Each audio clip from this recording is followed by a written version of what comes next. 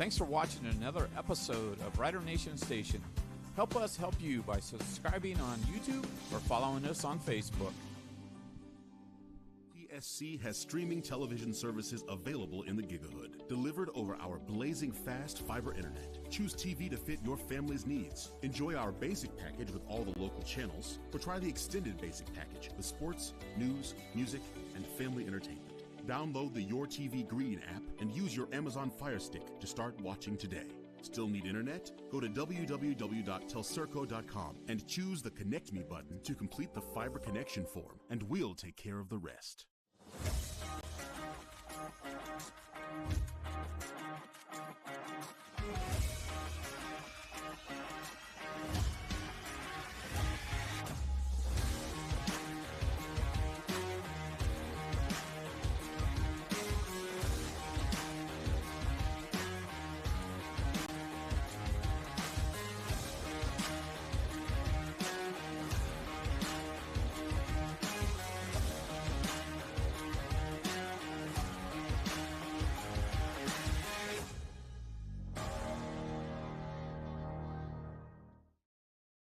The St. Mary's Memorial High School Alumni Foundation is proud to support St. Mary's athletics.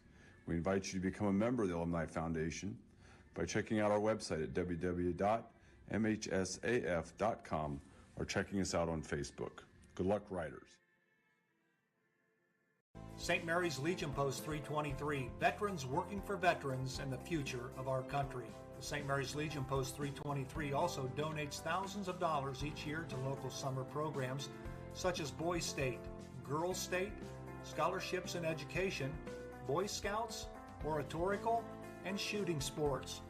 St. Mary's Legion Post 323, remembering the past, living the present, and working for the future. Auglaize Equipment Rental is your source for all your equipment needs. Whether you're a contractor or a homeowner with a project, we can help get the job done more efficiently. Check us out at 1900 Salina Road or auglaizeequipmentrental.com or just call 419-394-7883. Auglaize Equipment Rental.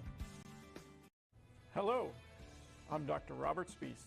Welcome to Spees Chiropractic and Wellness Center. As a family practice, Spees Chiropractic welcomes in patients of all ages. Whether this is your first time or you've done this before, Dr. Spees and his compassionate staff are here for you. What makes Spees Chiropractic unique is their three-tier approach.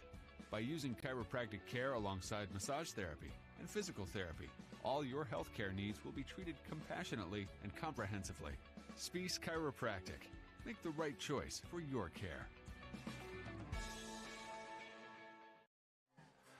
Well, good evening, everyone, and we welcome you to Piqua Alexander Stadium in Piqua, Ohio, as tonight we bring you the Division III Regional 12 semifinal game between the London Red Raiders and the St. Mary's Roughriders. I'm Joe Hurlbert alongside Zach Farrell, and we'll be bringing you all the play-by-play action. Absolutely a picture-perfect night for high school football. Once again, I think right now it's about, 50 degrees, something like that, no wind. Yeah, looking at the Jackalope Stash game time temperature, it is 50 degrees outside, expected to get down to 47. I don't know about you. When I walked in, it felt no wind. No wind. No rain. There are some puddles, so they had some rain earlier today. The field might be a little wet, but no, I don't believe any rain in the forecast either. Absolutely. Well, the Red Raiders come in with a record of 12-0 on the season. They're the number 4 seed in this region. And, of course, the Roughriders, the number 8 seed, coming in with a record of 10-2. In order to get here, the London Red Raiders in the first round defeated Hamilton Ross by a score of 39-14, and in the second round defeated Chaminade Julienne 24-12. And, of course, if you don't know how the Roughriders got here, you've lived under a rock for the last 3 weeks, but they defeated Miami Trace 28-14 in the last 40 seconds of the ball game on a Aiden Minor ding to Parker Beam touchdown pass. And then in the second round, Brady Triplett put a field goal through to give the Roughriders a 16-14 win over Tippecanoe. But tonight, The London Red Raiders are the foe for the St. Mary's Roughriders, and it's really, Zach, it's an opponent that they've seen a few years back when they did the home-and-home series. Yeah, Riders have been keeping our cardiologists employed this year. But the London Red Raiders are somebody that St. Mary's had a home-and-home with first game of the year, the non-conference game, back in 21-22, I believe. So. And so here we are, a team that is not unknown. We saw back then they are a hard-hitting team. Coach Bo Fry said in the Bo Fry show this week, cut from the same cloth. Exactly. And right all the way down to the vaulted wing T offense. So we're going to see a different version of the wing T, but they are run first. But they are very dangerous passing. On defense, they are hard-nosed. They come out and they hit you lower than any team that I've seen this year, and they're not just diving at your feet. They're coming off the ball low. That's going to be very difficult for our offensive line this week, or a challenge for them. So Riders going to have their hands full tonight. But the Riders have found a way to win the past 2 weeks, and hopefully they'll do it again tonight. Well, just to tell you how efficient their passing attack is, Chris Mason is their quarterback. He's a senior. He has completed 26 of only 36 passes this year for 480 yards. Of those 26 receptions, 10 of those have been for touchdowns, no interceptions. He's only averaging about 43 yards per game passing. His backup throughout the course of the season is junior Blake Ray. He's 18 for 29 for 217 yards, 2 TDs, no interceptions. So obviously through the air, no interceptions. They don't turn the football over. But nonetheless, this is a team that, as you mentioned, mirror images the St. Mary's Roughriders. They run a wing T style of offense. Talking to Coach Fry, they've got some speed to the outside, and then hopefully they'll try to get to the outside. The Roughriders are going to have to play contain, but it's the same thing. Yeah, and it'll look a little bit different. They'll put their wing backs into almost like an offset I formation, and they'll run their fullback with a power eye sort of off the end. They'll run a lot of jet sweeps, so that it reminds me of the old Shawnee teams. They'll have a lot of jet sweeps where they'll try to put a guy in motion, hand it off to him, and they'll run around the end. And guess what? When you start keying on those sort of things, they'll fake a handoff and they'll throw it over the top to one of their speedsters, who we've seen on some film this year has run right past some people. And as you said, 10 touchdowns through the air. It's very similar to St. Mary's has been in the past years, where you run, pound the ball all night, and then you throw over the top, and they're not ready for it. The only difference is this London team has been a little bit better at executing that sort of thing this year. Well, their leading running back is Nate Solers. He's carried the ball 149 times, 1,035 yards, 19 touchdowns, averages 94 yards per game. On the other side of the coin, the St. Mary's Roughriders have continued to play good, solid football. Of course, the number one team in the Western Buckeye League rushing. They're averaging about 321 yards per game rushing. Our defense is giving up only 114 yards. So it'll be their run offense against our run defense. Of course, we're averaging total yards per game about 346. Defense is giving up about 282 yards per game. The big bugaboo for the Roughriders on the course of the season, 75 penalties for 660 yards. Our opponents have been penalized just 58 times, and that's been a concern for Coach Fry. Offensively, they've been penalized 42 times, defensively 33 times, so they're going to have to cut down on the mistakes. Yeah, it's interesting. They did a great job of cutting down on the false starts last week. That was something that the first week we said they cannot do this again and expect to keep winning. So they got rid of the false starts, but then they got some other penalties in some other places. Still gave up a lot of penalties last week. But he said all year he's got an aggressive team. He wants them to play fun, play loose, play aggressive. We've seen the penalties have mostly been between the hash marks during the play. And last week they got him a couple times, but they're going to keep being aggressive. And I don't think Coach Fry is going to take it, want them to take their foot off the gas at all. But we'll try to hopefully clean it up again tonight, as we say every week. I'll tell you what, when the Roughriders get the football in the Sean Barnett red zone, they have a success rate of 85%. They've had 48 chances this year in the red zone, and they have scored 41 of those 48 times.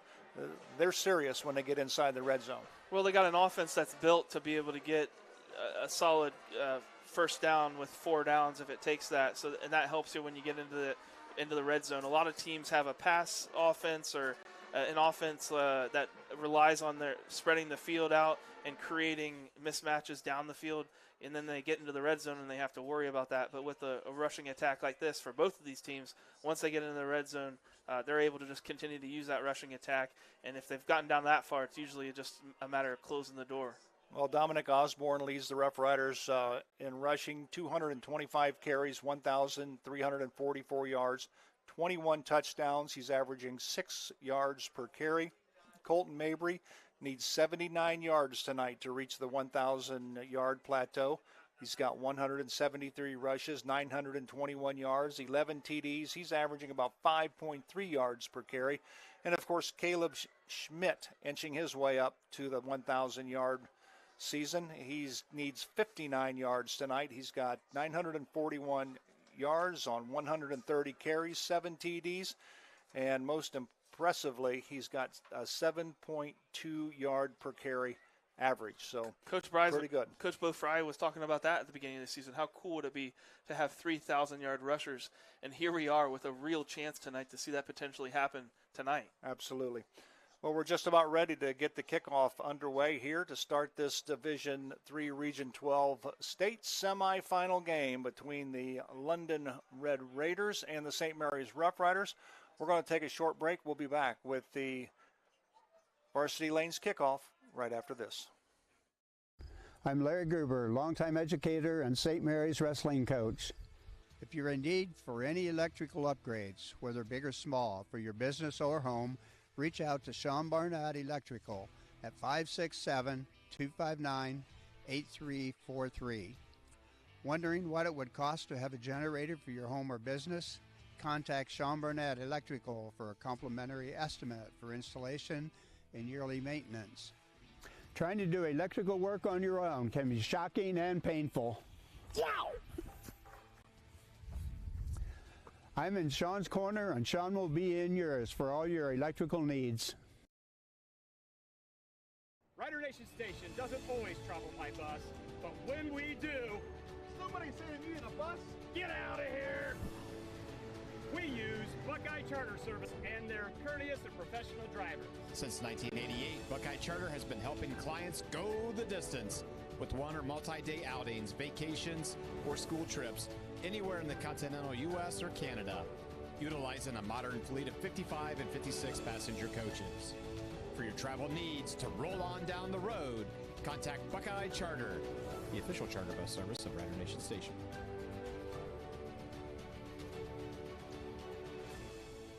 Do you find yourself faced with injustice or confronted with a legal matter that you need help resolving? If so, call attorney David Walbacher at 216-225-9181.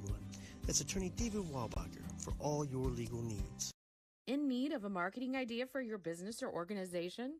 From concept to execution, we are your go-to for promotional products, signage, apparel, print materials, graphic design, and fundraising.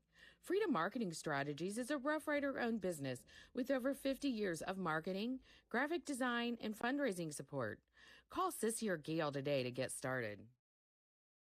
St. Mary's traditions include football, SMAB, and Fowler's TV. Founded in 1957 by Richard and Peggy, Fowler's TV is celebrated, like a Rough Rider First Down, for its dedication to high-quality electronics, custom installations of indoor and outdoor TVs, Sonos sound systems, surveillance systems, and so much more. With 12 months of special financing available on approved credit, shopping local has never been better. Fowler's knowledgeable and friendly staff uphold the tradition of exceptional customer care, servicing only what they sell with the same or next day service. Back at Alexander Stadium, Piqua, Ohio, Joe Hurlbert, Zach Farrell, Rider Nation Station, where the London Red Raiders won the toss. They deferred to the second half, so they'll kick off to the St. Mary's Rough Riders. The winner of this ball game will take on the winner of Bellbrook and Wapak in the Regional 12 Championship game. That ball game between Bellbrook and Wapakoneta just being played a little bit south at Troy tonight. And so the winner of that one will take on the winner of this one. Of course, their quarterback. They're without their quarterback. Caleb Moyer, Moyer, who broke a finger this week. I think he had surgery about Wednesday, and so he's out for the rest of the season. So we'll see what kind of offense or what kind of impact that loss has on the Wapakoneta Redskins. But nonetheless, we're getting ready to get things underway, and this kickoff return is being brought to you by our friends at Varsity Lanes. Back to receive the kickoff for the Rough Riders, Jacob Kessler and I believe Noah Dixon.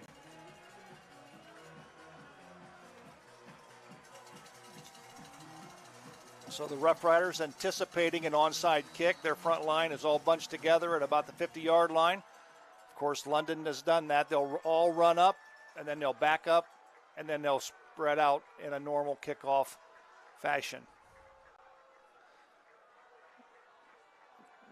Kicker is Steve Gravely, and it's going to come down to Dixon at about the 8. He's to the 15, to the 20, to the 25. He's got a hole. He's to the 30. He was brought down at about the 34-yard line. So the Rough Riders will have good field position at their own 34-yard line. 1st and 10, just underway from Alexander Football Stadium in Piqua, Ohio. This is an absolute beautiful facility, and it's got some age to it. Yeah, I remember playing here for scrimmages when I was in high school. So it's I think it's 25 years old. I think it was about 5 years old when I played here, but they've done a great job of keeping it looking extremely nice, remodeling it, and wow, what a great place to be playing this game tonight. Schmidt and Osborne behind Minerding. And we've got a Roots Pub penalty flag on the play, and it's already on the St. Mary's Rough Riders. So they're going to move it back 5 yards. I think fishball on this side here, this end, just a little jump there. Hopefully that's something to get out of their system early. Yeah. We don't see a repeat of 2 weeks ago. We did see last week that the Riders switched their cadence, and that was causing some issues with potentially defenses calling out some stuff. Kessler wide to the right. Split backfield behind Minerding. Turned. Boy, that's a mess. Caleb Schmidt, he's going to bounce to the outside, and he's going to get back to the line of scrimmage. The offense just didn't look like they all fired off the ball at the same time. No, Minerding fumbled the snap. There you go. Yep. So the fumbled snap what's interesting is the defensive line kind of stopped too. Yeah. Nobody was really moving for a split second, and then Minerding got the snap and tossed it. So a loss of 6 for the Rough Riders. It'll be, loss of 1. Loss of 1 after the penalty of 5 yards. So it'll be 2nd down and 16. Schmidt, Caleb Schmidt. It's a little trap up the middle. Nothing there. Not bad blocked. London's nose tackle was jumping around a lot, both A-gaps, and they just kind of left him unblocked there. He didn't really make a huge play, but he didn't have to. He just kind of disrupted things enough. Gain of 1. It'll be 3rd and 15. The ball is at the Rough Rider 29-yard line. Full house in the backfield. Minerding, it'll be pitched to Mabry, and he's going to come up well short of a 1st down. We'll give him a gain of about 5 on the play. So it'll be 4th down and about 8 for the Rough Riders, and Brady Triplett will come on to punt the football for the Rough Riders. So a couple of miscues by the Rough Rider offense, a penalty and a dropped snap. Yeah, pretty well blocked sweep there. Not a bad call, but just not enough on 3rd down. I think with kind of the jitters that we saw there, coaches probably didn't want to take a chance at some pass play or throwing it in the air. Nice punt by Triplett. The ball turns over. Stephen Gravely with the football. He's got a wall, and he's to the 34-yard line where he is brought down. Yeah, took it from about the 25 to the 34. Go ahead. Ran across field, had a nice wall set up. Really, took it about the 23 actually. Camden Maroth in on the stop for the Rough Riders punt unit. So it'll be 1st and 10 for the London Red Raiders. Their quarterback is Chris Mason. Everybody in tight. They'll send a man in motion. And the ball carrier is Nate Solers. Noah Solers, your ball carrier. We'll give him a gain of about 2 on the play. We'll call it 2nd down and 8. 9:33 remaining here in the first quarter. Noah Solers, the 5'8", 214-pound senior fullback. And he looks like a bowling ball coming in there.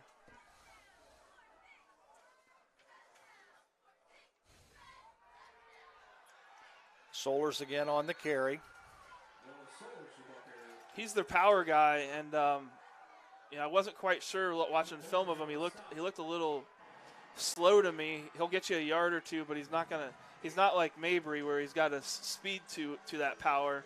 And confirmed here on the past couple plays, not a lot. So this brings up normally an obvious pass situation, but I don't look for the Red Raiders, although they're going to send receivers wide to the left and wide to the right. And they're in shotgun, Joe. They're in a shotgun formation, so look for Mason to go to the air. They do, and it's overthrown. Pass was intended for Stephen Gravely. So it's 3 and out for the Red Raiders. Good job by the Roughrider defense, and that'll bring on Blake Ray to do the punting. He's averaging about 30 yards per punt. Back to receive the punt for St. Mary's as Kessler and Noah Dixon. They'll be right about the 30-yard line. Great job there on the Minster Bank money down, 3rd down. London's pass offense looked a little bit like ours there. Not very good. Kessler calls a fair catch, and he lets it drop. And it looked like it hit off the leg of a Red Raider player. It definitely hit the Red Raider player right off of number 7's helmet. And it sure did. Bounced right off his head. Kessler wants a catch interference because he's saying, I couldn't get to the ball. I think he has got to put himself in that position, though, to establish that. We'll take a look at rules of the game this week if we get a chance. Well, he's not going to get the call. But nonetheless, the Rough Riders will have it 1st and 10. The ball is at the 35-yard line of St. Mary's. 8:28 remaining here in the first quarter. We got whistles on the field, stoppage of play. Okay, they're going to switch footballs. Tried to make St. Mary's play with London's ball. Full house in the backfield. Meinerding under center. Turn, give the ball to Schmidt, and he'll spin, and good second effort. We'll give him a gain of about 3 or 4 on the play. Yeah, Caleb Schmidt met at the line, but did a great job of just keeping his feet moving. Nobody's really there, not tackling very well, and he's able to get 2 or 3 more yards out of it. Riders will take that. So we'll give him a gain of 3. We'll call it 2nd down and 7. Ball at the Rough Rider 38-yard line. Wing to the right. 8 minutes remaining here in the first quarter. Give the ball to Mabry. He's got the corner, and he's run out of bounds, but not before he picks up about, we'll call it about 5 yards on the play. 4 yards on the play. We'll call it 3rd down and 4.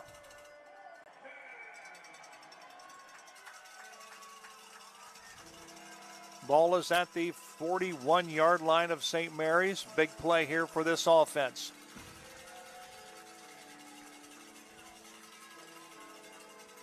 Huge 3rd down here for St. Mary's. Early in this game, chance to really establish this drive here.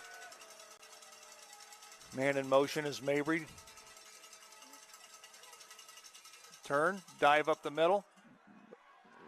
I believe that's Noah Dixon, I believe. It sure is. Number 0, Noah Dixon, with just a straight dive. Old school wing T looking 4 dive there for Noah Dixon. Right off the tackle, right through a big hole.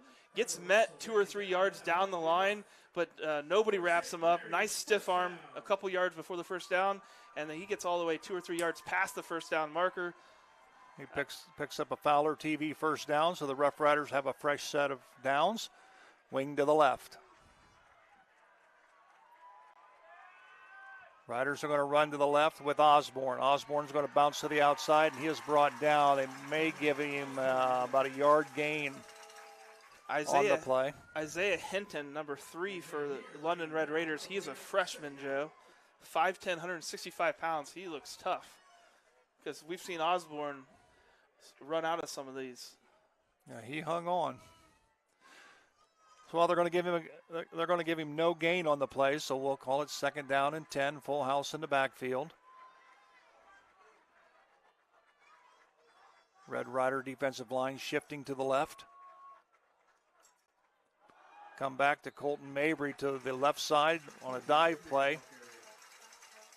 And we'll give him a gain of about 2 on the play. That'll bring up 3rd down and 8. This is kind of almost like a boxing match, isn't it? Yeah, just kind of feeling each other out. Yeah, they tried the trap that time with Mabry up the middle. Really pretty well blocked. Just London did a good job of filling it. Here we are, another big 3rd down. We're going to be done quick tonight, Joe. There's only 5 minutes left in the first quarter. The clock is just running. Wing to the left. Meinerding's going to throw the football. He's got Kessler wide open. It's incomplete. Kessler was open. Meinerding threw a nice deep ball, but it was just underthrown a hair. The London DB stuck his hands up, just kind of face guarded. I think it's probably a good no call. Rider fans wanted a call. It is. It's a good no call, but I think if Meinerding would have thrown it about 7 to 10 yards sooner, because Kessler had the defender beat. He absolutely did. That's tough. Yeah, right there he should have. Yeah. Mm-hmm. So Brady Triplett on to punt the football.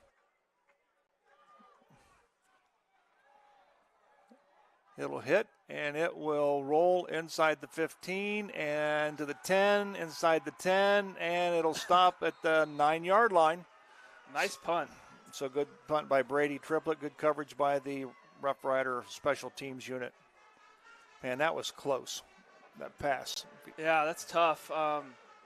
Meinerding doesn't want to overthrow him. We've seen Kessler come back and make some great plays or get a pass interference call a couple times this year.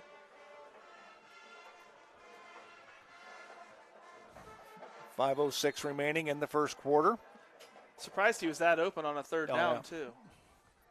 Just a straight streak down the field. Nothing fancy. 1st and 10, Red Raiders. Ball at their own 9-yard line. I believe that's Noah Solers on the carry. Noah Solers, your ball carrier. Parker Beam on the stop. We'll bring up 2nd down.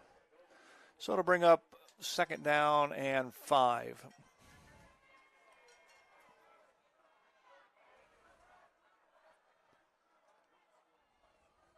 Man in motion. And number 7 is the ball carrier. That's June Turner, and he picks up a big chunk of yardage. Yeah, he's their speedster. He's one of their speedsters. They run a nice jet sweep with him, and I was surprised we didn't see it at all in that first drive for London. Noah Dixon comes up a little shaken up. He is walking on his own off the field, but they're pausing right now as he was on the London side of the field out of bounds. So a big gain by Turner. And it'll be 1st and 10 for the Red Raiders at their own 42-yard line. Noah Dixon is walking off the sideline on the far side of the field.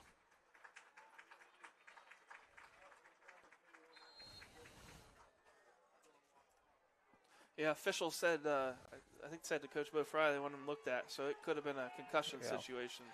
He was a little wobbly. Dylan Fink replaces Dixon in corner. Number 2 is Gravely on the carry. He broke a tackle. He's got the corner, and he'll be close to a 1st down. That's one of the things that concerned head coach Bo Fry was their ability to get the corner. And they're going to pick up a first down. They're going to move the chains. Dylan Finken on the stop. Yeah, Stephen Gravely, one of their other speedsters. And that run will be enough for And right now, St. Mary's guys are just adjusting, trying to find the right angles and get themselves in position to start stopping some of these jet sweeps because they're getting beat to the outside pretty badly right now. Double wing for the Red Raiders. It's kind of like a quarterback keeper right back up the middle. Chris Mason, he'll pick up about 1 on the play. We'll call it 2nd down and 9 as the clock ticks down to 3:45 here in the first quarter. Yeah, not a lot of yards on that QB keeper. Brings up a 2nd and 8 here.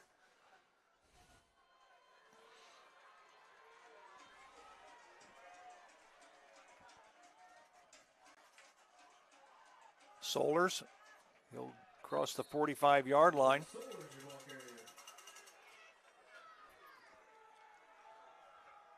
That'll bring up 3rd down and 6 for the London Red Raiders. It'll be under 3 minutes in the first quarter by the time they snap the football.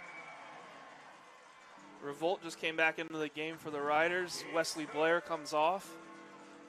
Coach Fry talked about Wesley Blair, senior, not getting a lot of playing time this year, but he's stepping up and getting into the game now here in the playoffs. That's what it's all about. Turner, and he'll cut back into the middle of the field, and he'll get a first down as they'll put the ball down at the 31-yard line. London ran that same outside sweep, jet sweep. Number 7, June Turner. Riders have not shown that they're able to stop it tonight, really, for more than, they're getting 5, 6, 7 yards all night on this. And a couple of these have gone for some pretty good gains. So the ball is placed at the Roughrider 31-yard line, 1st and 10, 2:25. Clock continues to roll. Gravely in motion, and we've got a Roots Pub penalty flag. We've got against the Red Raiders. They're going to move it back 5 yards for procedure. Oh yeah, the you look on the instant replay, the wide receiver fell over.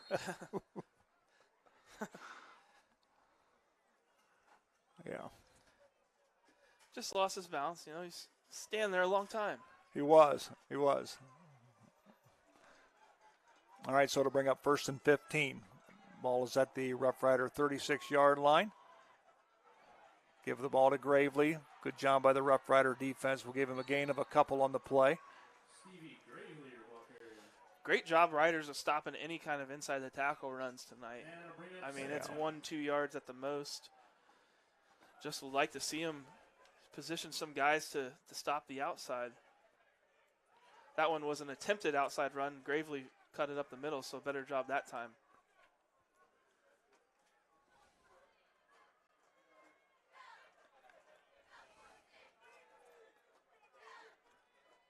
$1:20 remaining here in the first quarter. It's moved along rather quickly. It'll be 2nd down and 14. And London wants a timeout. So we've got a Miller Funeral Home timeout called on the field with the score. 0-0. We'll take a break. We'll be right back. I don't always put a new roof on my house, but when I do, I call Eric Anderson with Grand Lake Roofing. If you're looking for a fast, reliable, trustworthy roofing service, give myself and my team a call at Grand Lake Roofing, 567-890-ROOF. Plus One Professionals Real Estate always goes the extra mile. Besides listing and selling, they offer free use of their moving van and a free interior design consultation to their customers. Plus One Professionals, going the extra mile. Back at Alexander Stadium, Piqua, Ohio, Joe Hurlbert alongside Zach Farrell. Rider Nation Station, we've got 1:10 remaining here in the first quarter. The London Red Raiders are moving the football. They're at the Roughrider 35-yard line. We'll call it 2nd down and 14.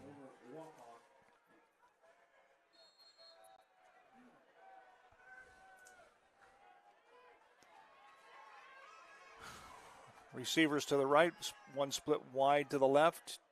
Double wing, man in motion, and Mason's going to throw the football, and he's going to throw it out to Gravely. Gravely's got it to the right side. He's to the 30, and he'll be brought down at about the 28-yard line.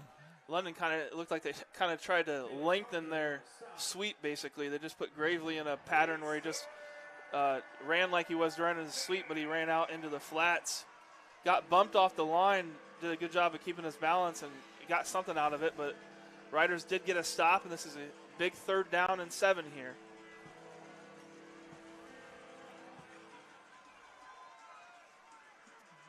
Gravely and Solers in the wing. And they're going to throw a screen back to number 42, and he's going to pick up a first down. Number 42 for the Red Raiders. He's not on my list. Is not in the program. But nonetheless, they pick up good yardage and a first down, so the ball will be placed at the 15-yard line. So the Red Raiders knocking on the door here in the first quarter.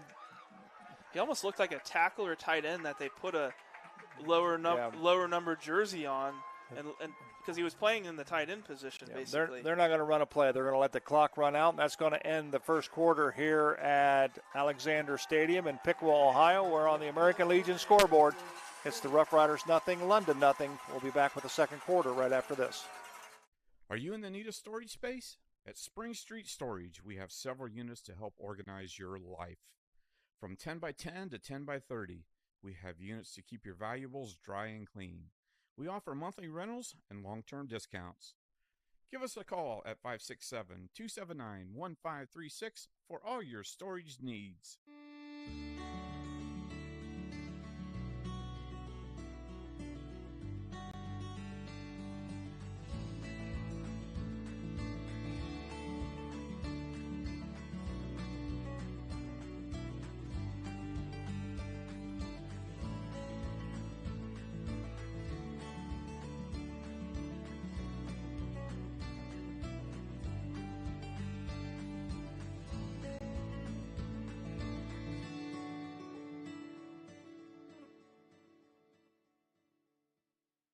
Back at Alexander Stadium, Joe Hurlbert, Zach Farrell, Rider Nation Station, and our we've got a listener tonight. My daughter is listening in Hong Kong. Oh my gosh! Tonight, so tonight is it tomorrow there? It probably is.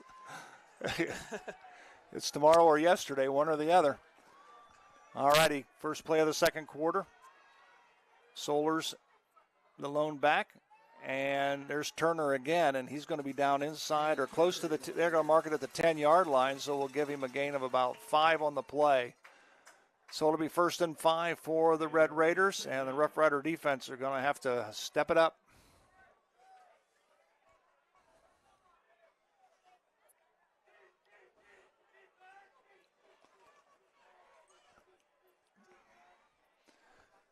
No score from Alexander Stadium in this Division III Region 12 semifinal game.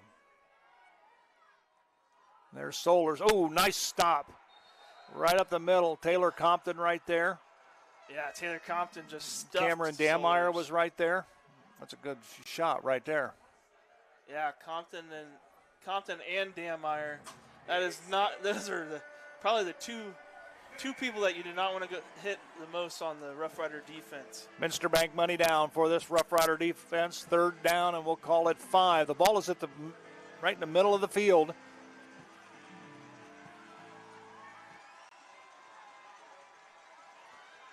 Turner in motion, give the ball to Solers, and he's going to get a first down. And they're going to mark it about the 5-yard line. They're going to move it. It'll be 1st down and goal. The ball is placed at the 5-yard line. He ran that one right up the middle. Yeah, Riders must have been just thinking definitely outside because they really had nobody inside to cover that. Cameron Dameyer in on the stop for the Rough Riders. Well blocked by London. Got out into the secondary. Got some heads on some linebackers. 1st and goal at the 5. Mason under center. Solers the lone back. We've got a Roots Pub penalty flag called, and it's going to be called against the Rough Riders. The Rough Riders jump. Yeah, the end jumped a little bit. We can see it right here. I think that's, Bourne's actually playing on the end of the line of scrimmage. Just kind of fell forward. Yep. In his defense, he's not in a three-point stance very often. No. Well, they'll mark the ball half the distance to the goal line, so it'll be just inside the 3-yard line, first and goal. Another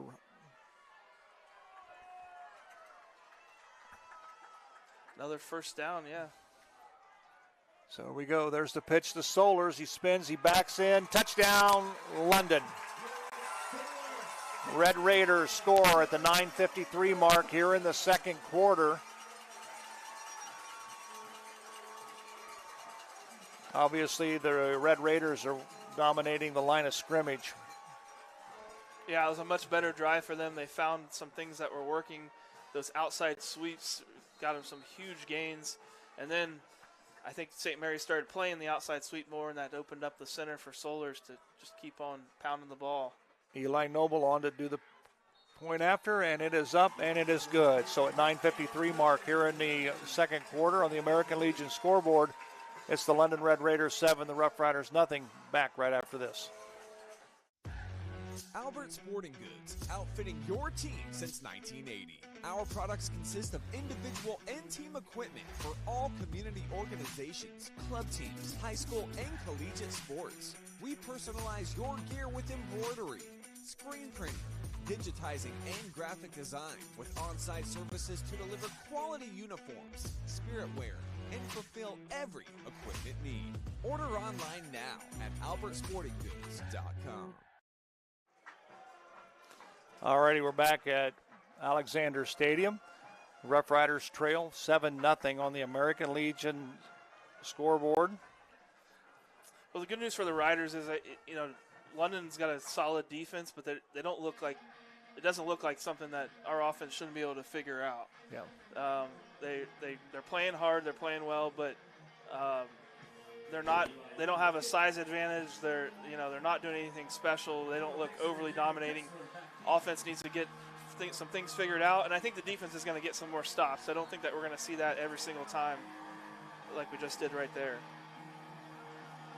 Well, London fakes the onside kick, and they all back up, and they'll spread across the field, as do the Rough Riders front line.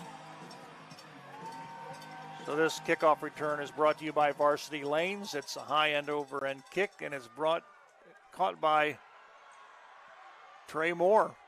Moore will bounce to the outside, and the ball is loose on the ground, and it looks like the Red Raiders have the football. So a miscue by the Rough Riders on the return. Trey Moore dropped it to the turf. The Red Raiders recover. They're going to have the football in excellent field position. Just a disaster for the Riders there. Trey Moore, just great speed, good vision, working his way forward. Changed balls through the hands, and it just squirted out. So the ball will be placed at the St. Mary's 22-yard line, 1st and 10 for the Red Raiders. Defense needs to get a huge stop here, maybe a turnover. Got to get that momentum back. Man in motion. Mason's, and it passes. I think it was intended for Gravely, I believe. Mason took a huge hit. Yeah, he took a good hit, but overthrew the football. Incomplete pass. Bournes came in there flying off the edge. Good job from Bournes. He had a guy open there on that corner route. Yeah, Gravely should have had it. It went off his fingertips.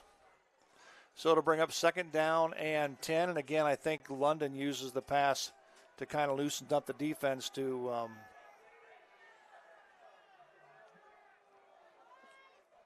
exploit their run.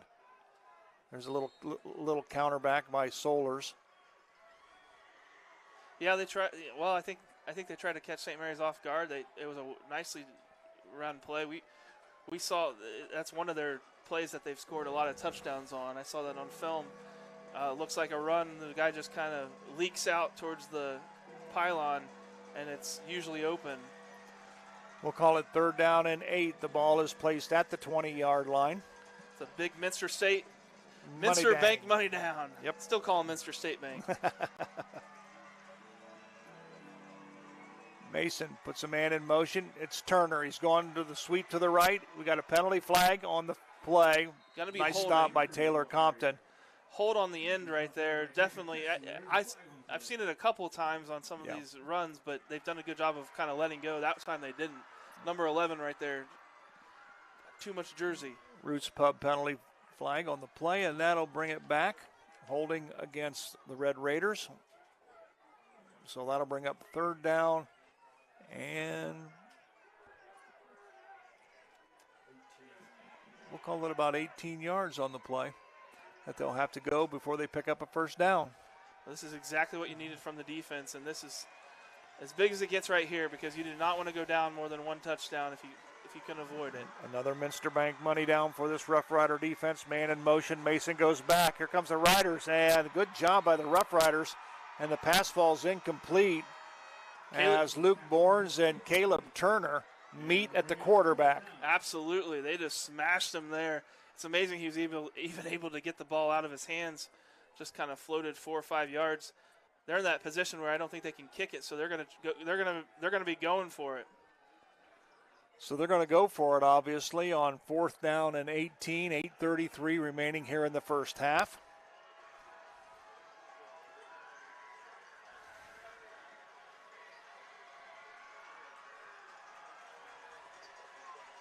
Riders can get a huge Spring Street Storage turnover on downs right here. Kyler Russell goes wide to the right, Turner in motion. We've got flinching up front. Now we've got a timeout.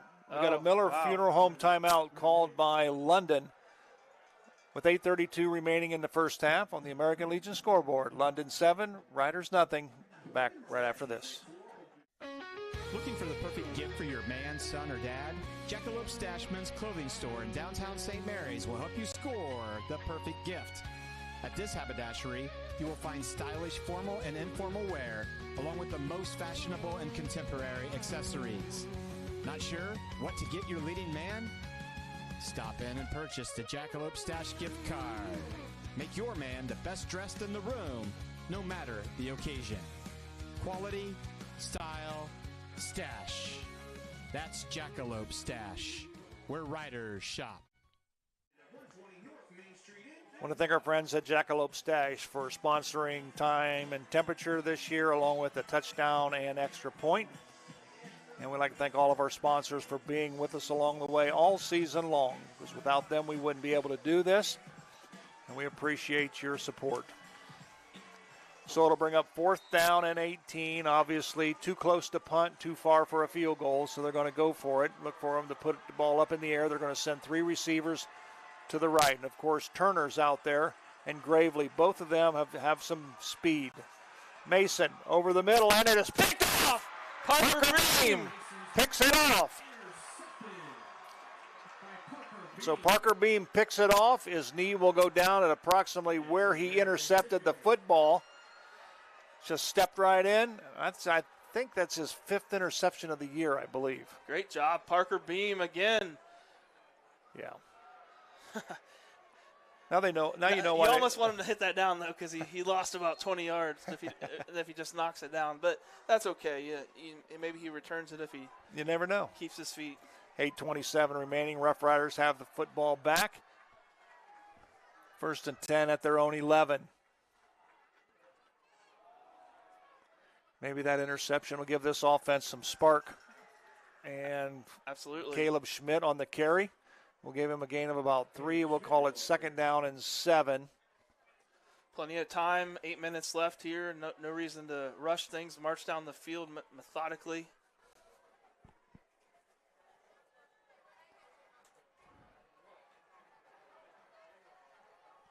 Rough Riders come out. We got wing to the left with Mabry, Schmidt, and Osborne in the backfield. Minerding with a long count.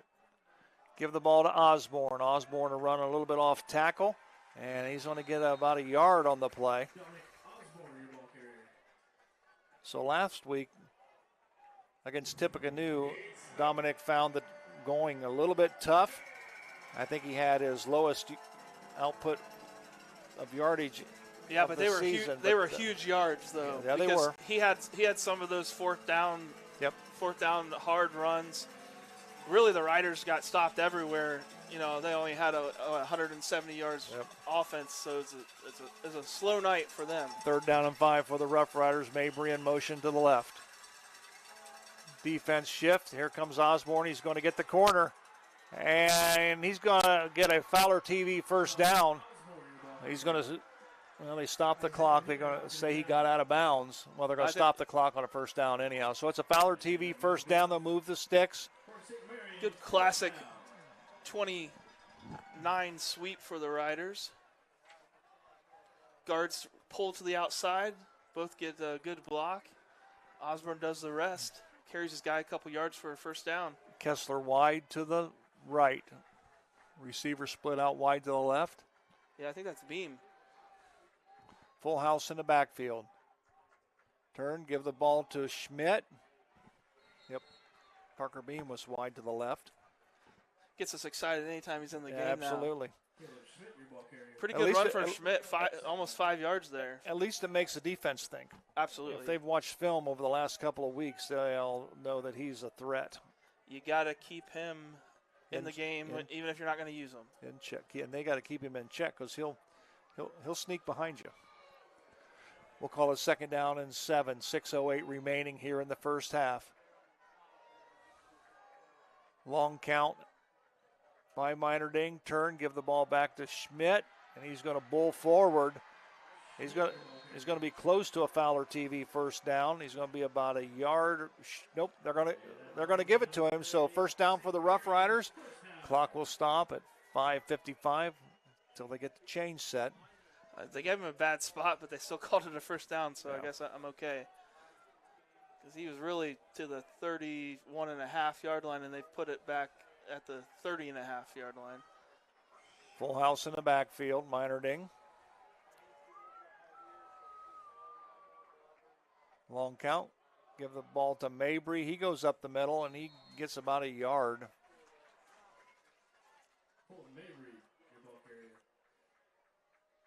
London was all over that one. Riders tried another trap up the middle.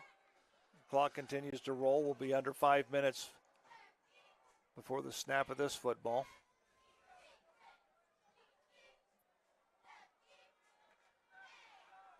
Kessler wide to the right.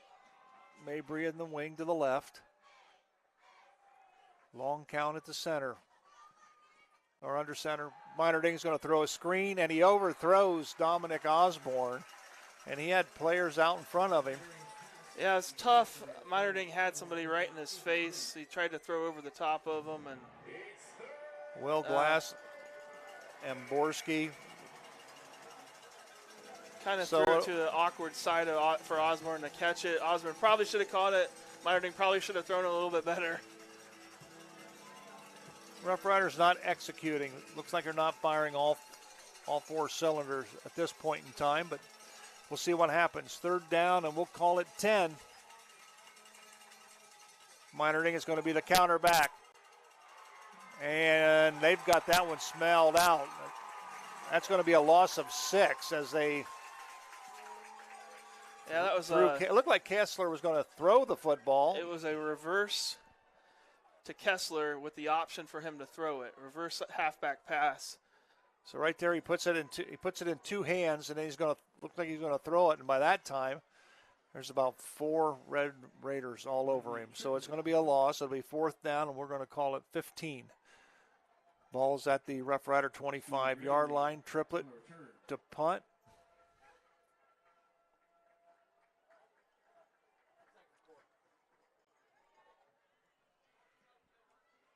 Nice high punt, and it's going to be taken by Gravely. Gravely to the 50, to the 45. He's got room. He's going right up the middle. He's to the 20, to the 15. He breaks it. He's 10, 5, touchdown, Red Raiders. Breakdown of punt coverage there. There were 6 guys around him, and nobody stepped up to make the tackle. They just let him run through the center.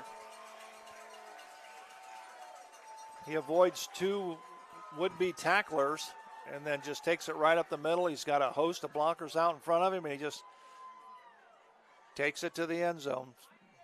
So the Red Raiders lead 13-0 on the American Legion scoreboard with the PAT coming by Eli Noble, the sophomore. Kick is up, and the kick is good. So with 3:51 remaining here in the first half, it's the London Red Raiders 14, the Rough Riders nothing. Back right after this. And speaking of great teams, St. Mary's Foundry would like to thank its very own team of hardworking employees for their loyalty and dedication. If you're looking for rewarding challenges and first-string wages and benefits, check us out at stmfoundry.com or on hometownopportunities.com. St. Mary's Foundry, where iron and ingenuity meet. Laura Yelton State Farm, servicing the St. Mary's area since 1989. With your life, home, and auto insurance needs. Call or stop in today and see Laura or Logan Yelton for a free quote. Go Roughriders! Already back at Piqua Alexander Stadium, where there's a player for London just making his way off the field. Injured player is number 77, Nico Yerlin.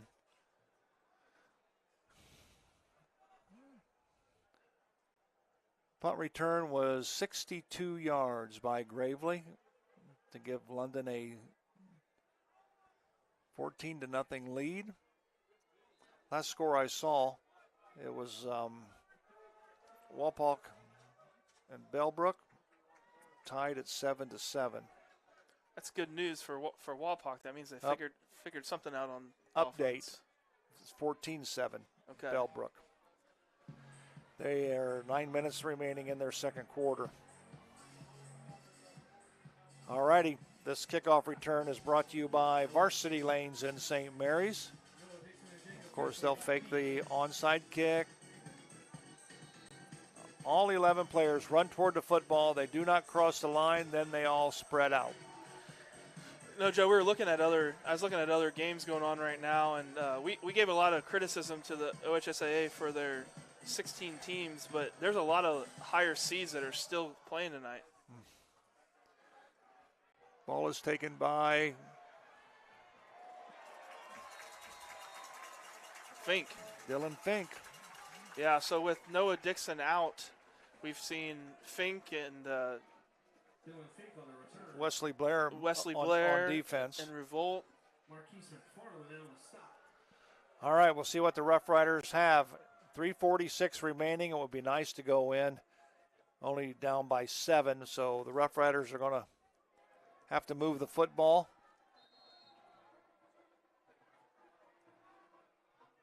Ball is placed at the Rough Rider 24-yard line.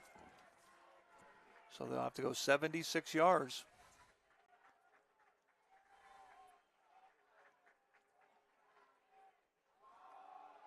Give the ball to Kessler. He's got the corner, and he's going to be run out of bounds. So that'll stop the. Well, they're going to keep the clock moving. I can't figure that out. If they say if their forward progress stops in bounds, then the clock keeps going. But I don't know about that.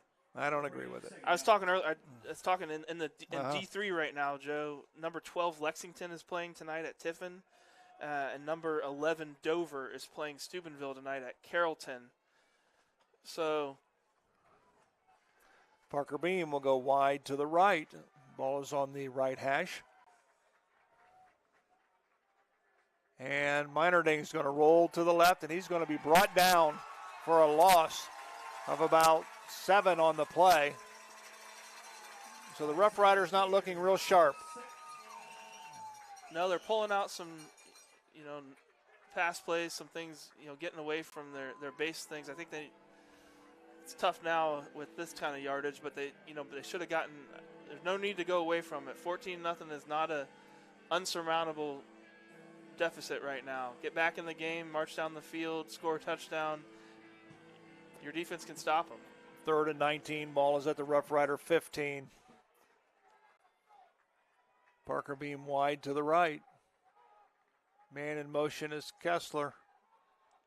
Mabry trap up the middle. Mabry right up the middle. He'll get back almost to the original line of scrimmage, so a big gain of 9 on the play. We'll call it 4th down and 10. And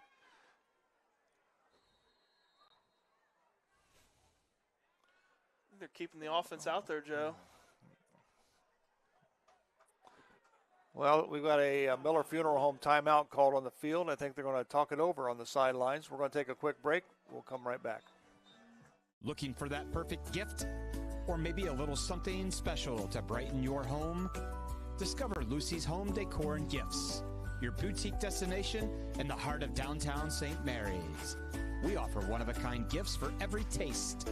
Our collection of beautiful home decor will turn any space into a sanctuary. At Lucy's, we're more than just a shop. We're a celebration of life's little luxuries. Lucy's Home Decor and Gifts. Embrace the joy of giving and the art of living.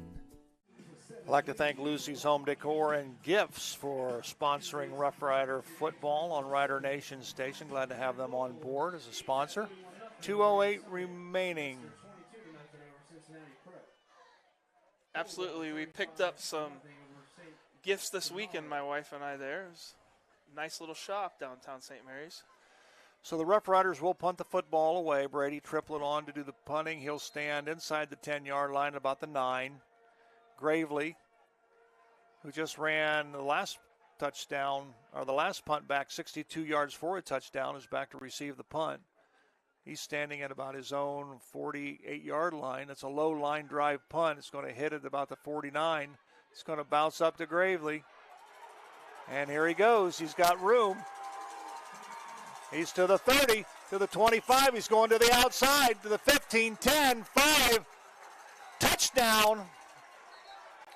We've got a Roots Pub penalty flag on the field, dropped at about the 42-yard line. We'll see if this one's coming back. But Gravely did the exact same thing.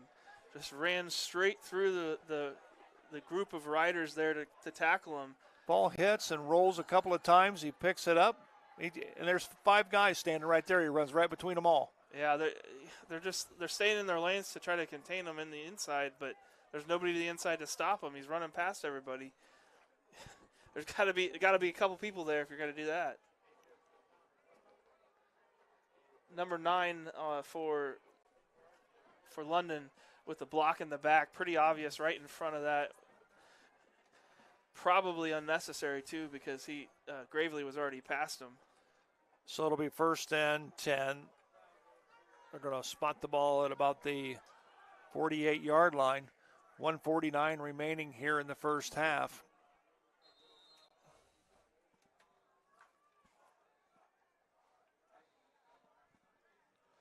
Interesting to see what London tries to do here, whether they try to take some shots or they're just happy just to run it out with a 14-0 lead.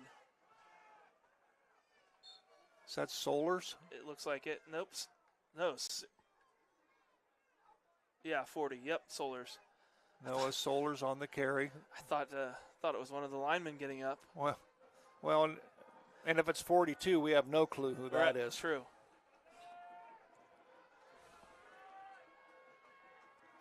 Solers, the lone setback. Man in motion. That's Gravely. Is that Gravely again? Sure is. Well, he crosses midfield, and he'll be brought down at about the 49-yard line. We're going to call it 3rd down, and we'll call it 7 for London. It'll be under a minute when they snap the football. This is a Minster Bank money down for this Rough Rider defense. We'll see if they can stop them. Riders have 3 timeouts, but they're not using them here. I think content to let London keep running the clock out. They'll probably use it if they get a good stop here, though, on 3rd down. Mason rolls. He's got a man. It's picked off. It's picked off by Kessler, and he is slammed down. He is slammed down at about the 38-yard line. Now, keep in mind, last week when Luke Bourne slammed the guy down, it was a penalty. We'll see how he slams him down here because he did throw him to the ground.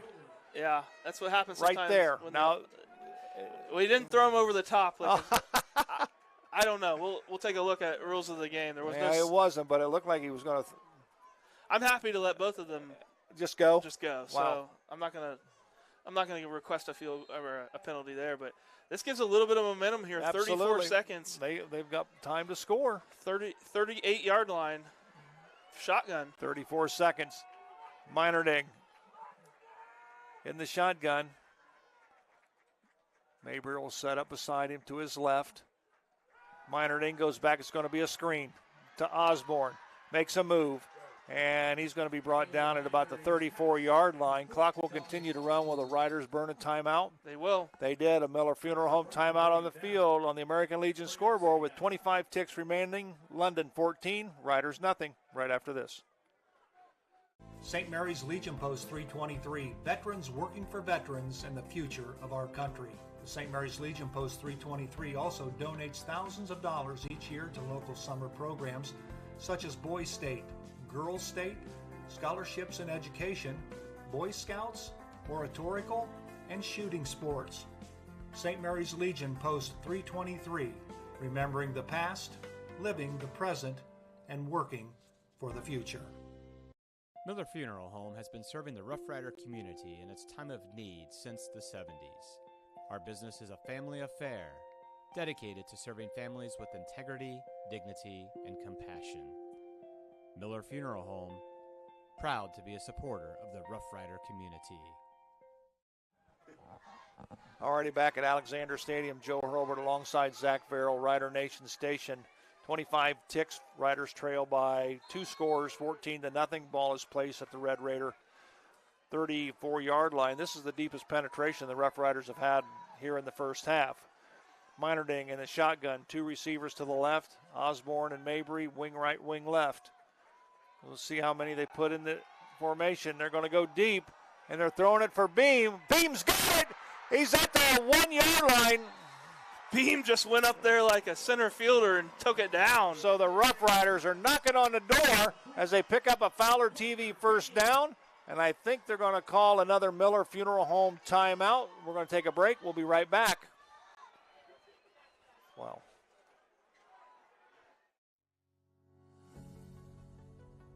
TSC is bringing fiber optic high-speed internet to your rural community. Power your household with upload and download speeds as high as 1 gigabit. GigaSpire technology provides blazing fast speeds and whole home coverage so you can enjoy an unrivaled online experience. At TSC, we look forward to bringing you hometown local service, saving you money, and welcoming you to the TSC Gigahood.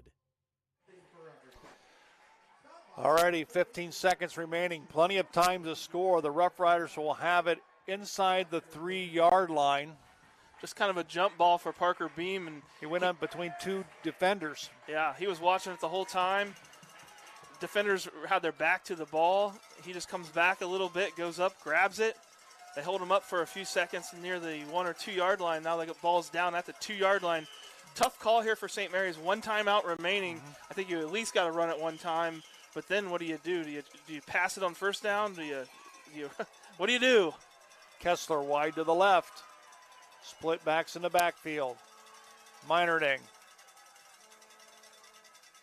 They're going to go to the left. Pitch it goes to Fink. Touchdown, Rough Riders. Dylan Fink.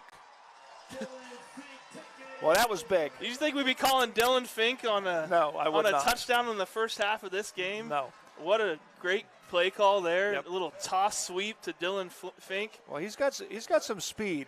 Love the call. Great call. Oh, yeah. See, it's kind of funny because you look at the Red Raiders move their defense to the left side. Their left side. We run to the left. So the Jackalope Stash point after attempt by Triplett.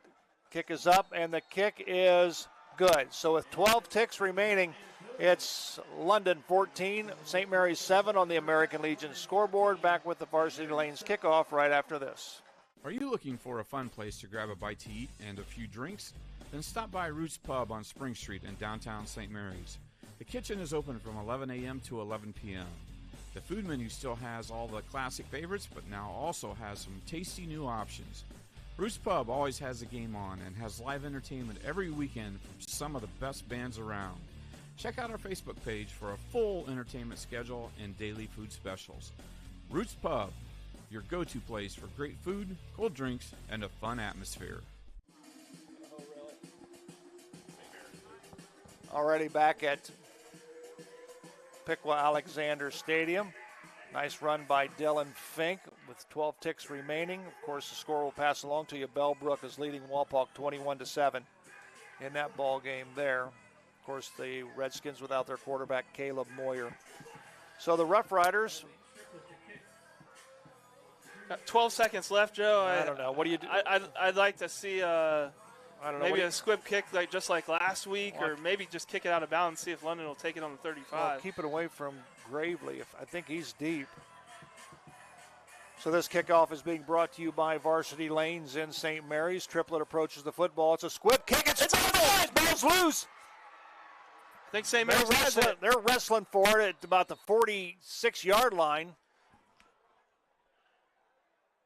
Triplet's kick bounced off the leg of a Red Raider. And did they say who has the football? Well, I think number 23 for London came up with it.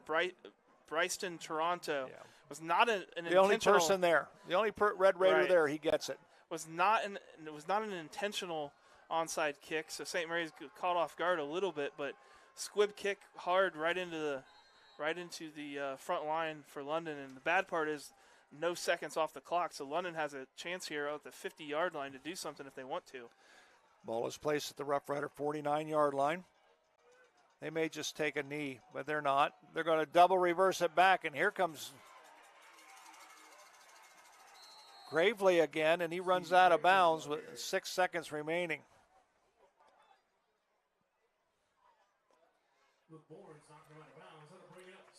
Just got 6 or 7 yards. You're kind of okay with that at that point. Gave up 6 seconds off the clock.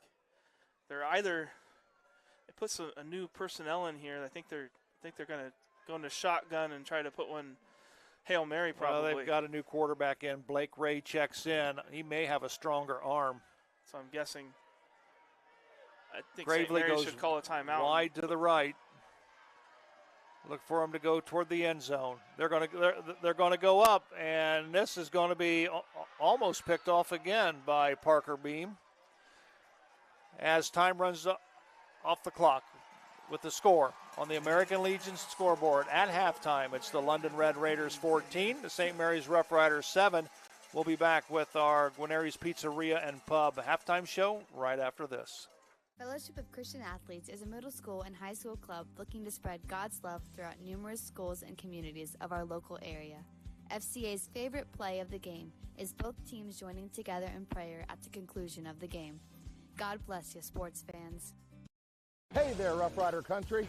If you need a van, truck, car, SUV, motorcycle, camper, boat, or any other form of transportation, come on down to Schaff Auto Sales. I know you got vehicle needs, and I got needs too. I need to know that you got the right kind of truck to get the job done. And I need to know that you got a fun set of wheels to cruise around in.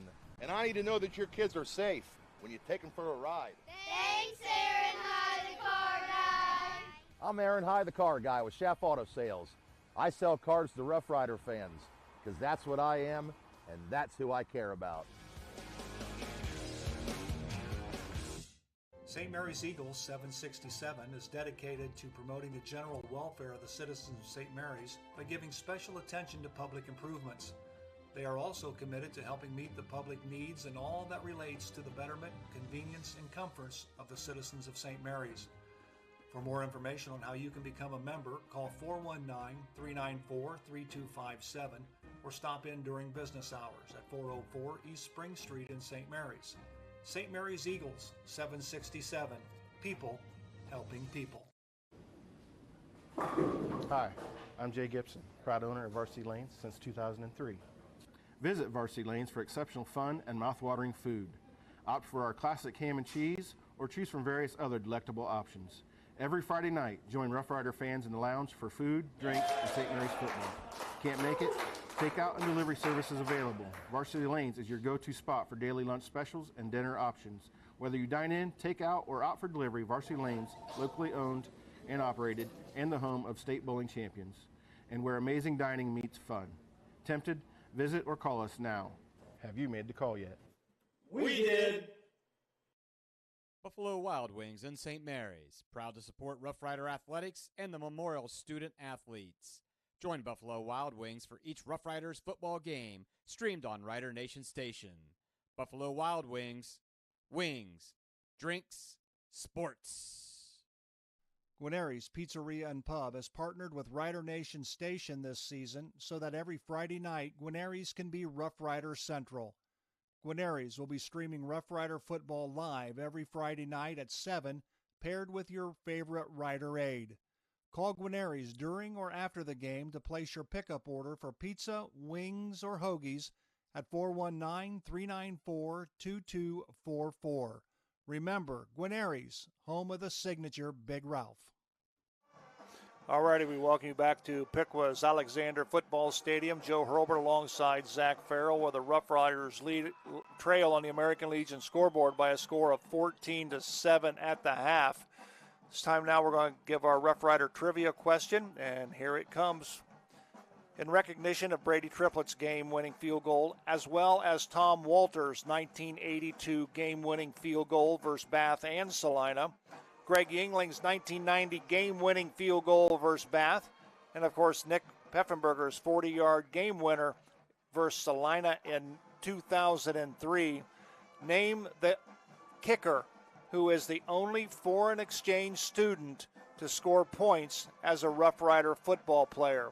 He was also on the Rough Rider cross-country team. Name the kicker who is the only foreign exchange student to score points as a Rough Rider football player. He was also on the Rough Rider cross-country team. We're going to step away. We're going to listen to this week's edition of the Big Ralph Rider replay. We'll take a break. We're going to come back, and then Zach's going to interview John Hussey from the fairgrounds in Auglaize County, and we're going to do that right after this. Well, I believe the Rough Riders are off with 2 seconds to go. We're going to try a field goal. Jeff Hughes is on, and we've seen him, and this is pretty much straight on, and he can hit him from here. Yep, all righty. They'll line it up. Tony Hirschfeld will hold. Jeff Hughes will attempt it. It will actually be a 27-yard field goal attempt. Good snap. Get it down. The kick is up. The kick is good from 27 yards out with no time left. Jeff Hughes. Here we go. 27-yard field goal attempt. They line it up. Elston will hold. Good snap. Get it down. It is on its way. It is good! It is good! With 5 seconds left, the St. Mary's Rough Riders have kicked a 27-yard field goal from Greg Yingling to give them an 11-8 lead here at Bath Stadium. They're going nuts over there. We're going to try a field goal. What? We're going to try a field goal. Nick Pfeffenberger is on. This will be 40 yards. He can't get it there. Nick Pfeffenberger is going to try a 40-yard field goal. Tom Burke will hold. They line it up. Snap. Kick. Oh, my. It's good. It's long enough. It is good. It is good. Unbelievable. It is good. The St. Mary's Rough Riders have won. Oh, my. The Riders have won it. The Riders have won it. 16 to 14 on a 40-yard field goal. Right down the pipe by Nick Pfeffenberger. They're mobbing the field. Unbelievable. Absolutely unbelievable.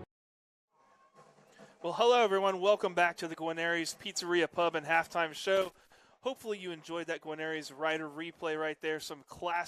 A classic trio sampler of 3 historic field goals for the Rough Riders. I remember that last one. I was standing on the sidelines. That was my junior year. 40-yard game winner against Salina. We talk about it all the time, but it never gets old.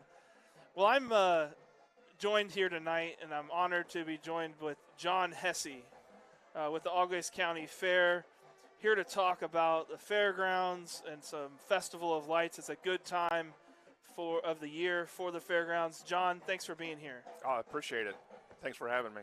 So, John, let's talk right off the bat about what's going on right now at the fair, which is, I guess, set up for the Festival of Lights. Is it still sponsored by the Grand Lake Health System? It is. We've been busy the last 2 or 3 weeks trying to get all the displays set up and doing light checks and making sure that there's power to all the lights and all the bulbs work. The same thing that you and I have every year when we start setting up Christmas lights. I'm so fortunate that they're all LED now, so you don't have to worry about it as much. It's not quite as bad as some of them. When one bulb goes out, they all go out. Now it's a little bit simpler than that. But Grand Lake Health System is sponsoring our gift of lights this year. So we've got our final test coming up here in a couple weeks. We're going to do a final test, and then we'll open on November 27th. Well, thanks to Grand Lake Health System and Apple Farm Service for sponsoring that. It's something that I look forward to every year. My niece and nephew just bug the heck out of Stacy and I and say, we want to go to the Festival of Lights because we drive them through it every year. Yep. And it's just a fun, easy way for doing something local that gets you in the Christmas spirit, right? Yeah, absolutely. Do you have a lot of volunteers that come out and help put that on, or how does that work? Yeah, most of them, pretty much all of them are senior fair board members, and they come out and they help set up all the lights. We've got a company that brings us the lights and different displays, and we try to switch it up year in and year out, the way you're not looking at the same thing every year. It kind of gets a little monotonous if you see the same things. We have them switch out different lighting displays. Well, with it being in Wapak and Algaze County, I always look forward to the moon display and the aliens and the astronauts and things like that. So that's really fun.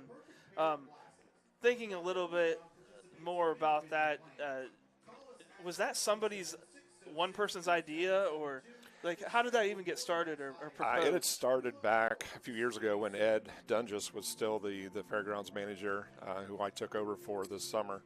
And it was a way to bring a little bit of revenue, kind of generate some Christmas cheer for the county. And then it was kind of a brainchild, and we worked with Winter Wonderland LLC. I got in contact with them, and they had all these displays. There's several fairgrounds in the area that actually do this. So that's neat. It's kind of how it evolved. I know from the city perspective, we put a few of them in the parks, and I can't believe how expensive they are. Yeah. So being able to have that many and put up the great display like you do, and able to raise money and the sponsors, I'm sure it's a big help because those are very expensive. So I'm glad that you have some volunteers and you're able to help out with that. John, as manager, is the fair manager job a year-round thing? Are you constantly planning? Yes, it has turned into a year-round thing. Years and years ago when Fran Dearball was the manager of the fairgrounds, it was basically for about 3 months, and then he'd go to Florida on vacation the rest of the year. Yeah. It has turned into a year-round business between weekend rentals, wedding venues that we offer, different parties, and things that go on at the fair. We've got the reverse raffle. We have winter storage. The mayor, he brought his yacht over, and we're storing the mayor's yacht, St. Mary's mayor's yacht, in our facility. I don't have one yet. You don't have it? Okay. You got to become mayor. You got space. You got space for me if I do. Yeah, we do. That's good to know. And actually, this picture was taken about 3 days ago, and that spot is now filled. So we are pretty much full. We've got a couple spots open in the open cattle barn, but we've got boats in the commercial building. We've got car spaces that we store cars in the fruit hall and different buildings, FFA building, jet skis and boats, and it's amazing to get these all put away. I would definitely want to talk about the fair itself here in a second, but besides the fair, any large events coming up or anything that the public needs to be thinking about? Our Gift of Lights is probably the biggest thing next on the calendar. After that, we get kind of into that winter draw. We're just not a whole lot going on. No, not a lot to do in the snow. Not a whole lot to do. We get into the first part of March, and we have our reverse raffle, which is a really good fundraiser for us. And then after that, we kind of get into the summer swing. Well, this is the Guarneri's Pub and Pizzeria halftime show. And if you're just joining us, I'm here with John Hesse, manager of the Algaze County Fairgrounds. John, let's talk about the main event, so to speak, the fair every year. Yep. I know last year there was a musical artist, is the fair planning on doing that again? I always look forward to the harness racing, demo derby, all that sort of thing, right? Yeah, we are planning on having a concert, and we are super excited about the artists we have coming in. There's an announcement coming up the 25th of November. Awesome. And then tickets will go on sale, I think, 2 weeks after that, like December 6th. Can't give it away yet, so you got to hold on. There'll be an announcement coming up on the radio. Oh, I thought we'd get an exclusive tonight. No, I'd really like to, but I know that they get the promoters get touchy about that. oh yeah, they get a little sensitive about that.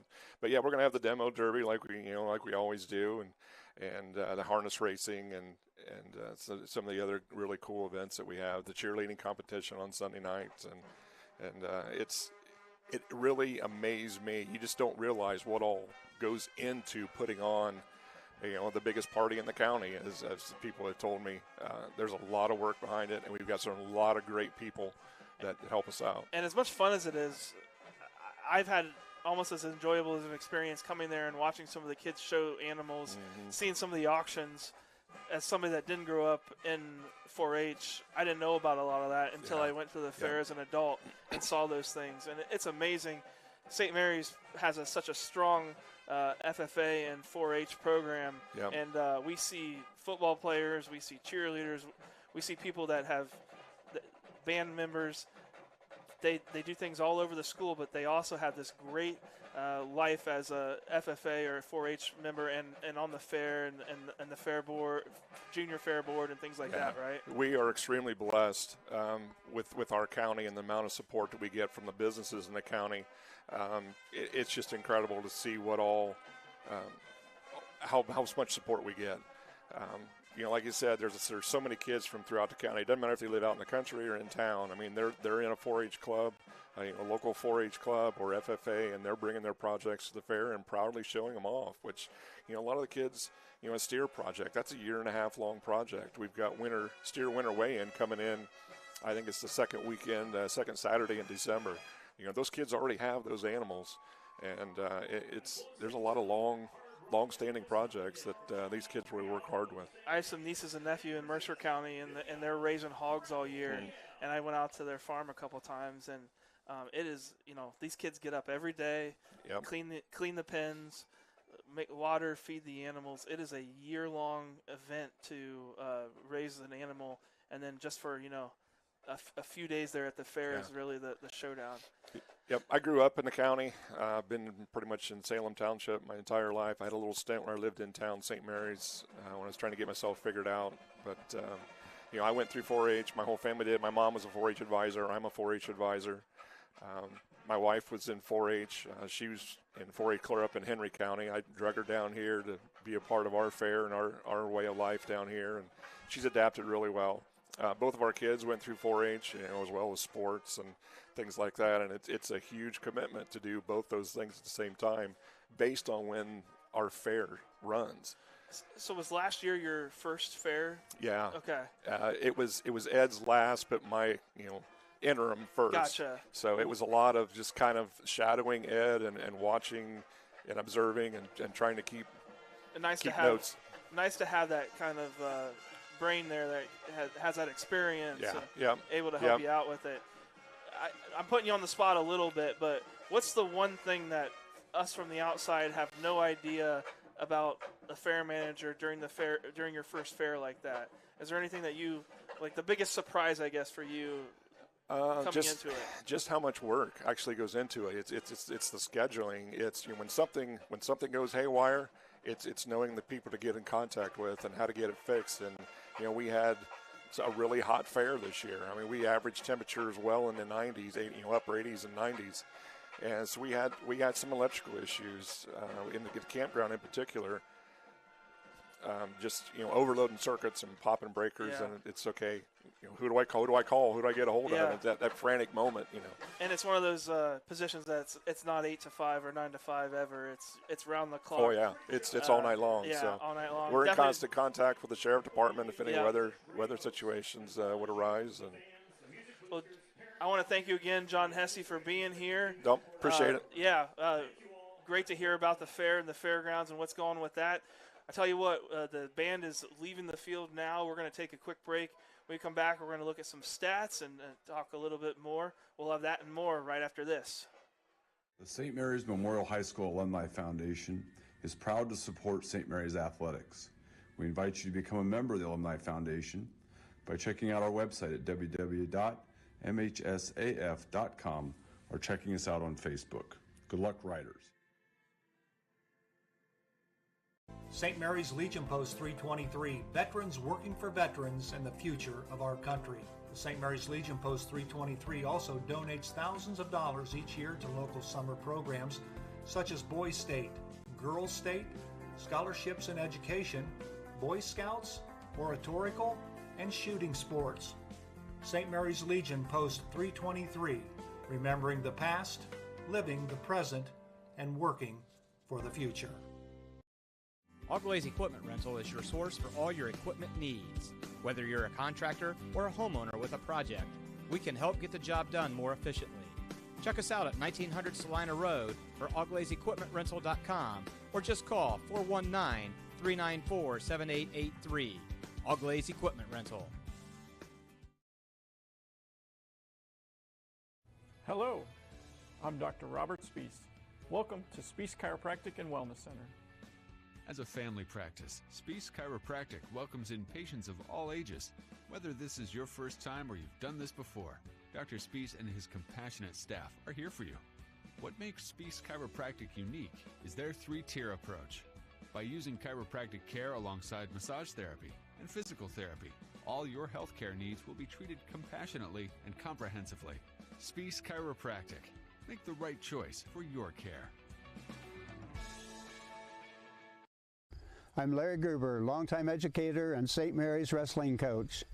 If you're in need for any electrical upgrades, whether big or small, for your business or home, reach out to Sean Barnett Electrical at 567-259-8343.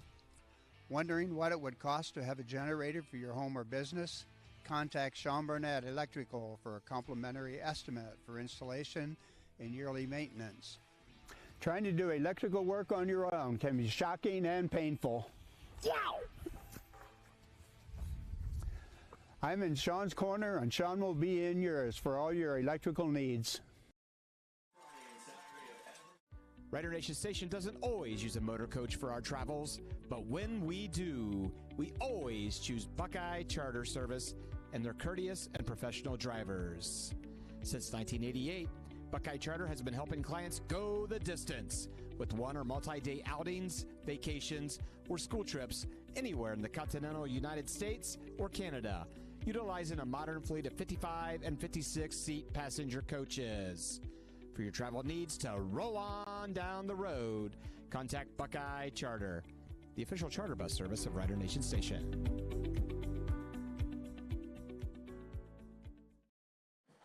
Well, welcome back to the Guarneri's Pub and Pizzeria halftime show. Zach Farrell back with you. And I got Joe sitting back with me again. Joe, we had a great discussion there with John Hesse, manager of the Oglaze County Fairgrounds. You know, they got the lights coming up and a lot of interesting things going on there. Also have a neat thing this weekend at the St. Mary's Friends of the St. Mary's Theater Grand Opera House. Celebration of two early 20th century artists. These are free events. Jim Tolley's Beggar for Life. And you can see right on your screen, but if you're listening, Jim Tolley's Beggars of Life is going to be this Saturday, tomorrow night at 6 p.m., 6 to 7:30. There's also going to be some performers right afterwards, 8 to 9.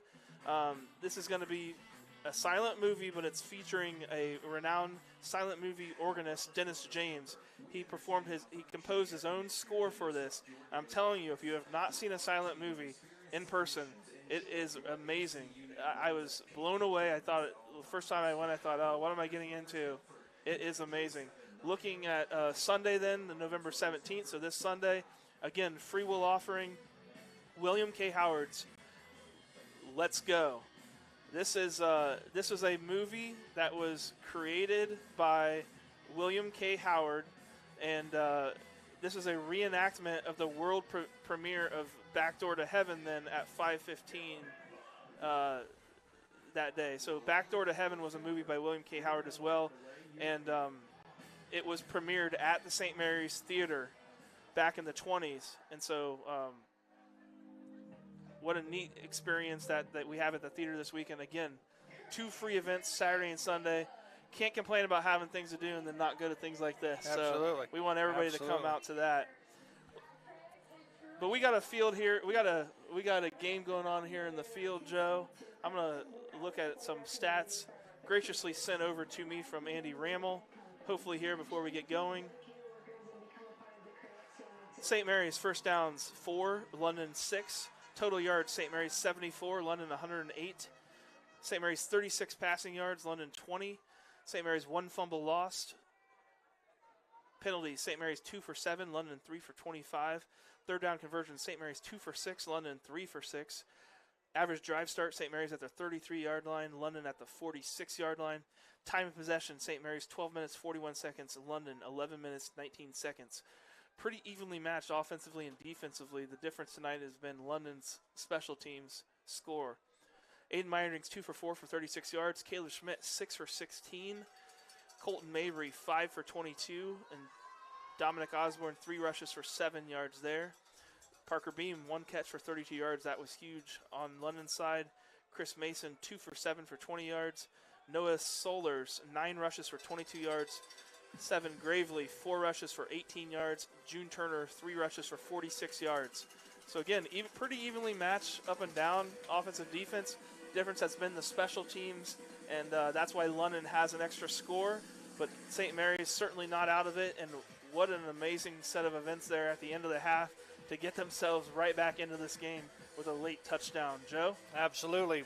14-7 on the American Legion scoreboard. Roughriders will kick off to start the second half. Of course, London won the toss, deferred to the second half, and the Roughriders defense are going to have to stop them here, I believe, early.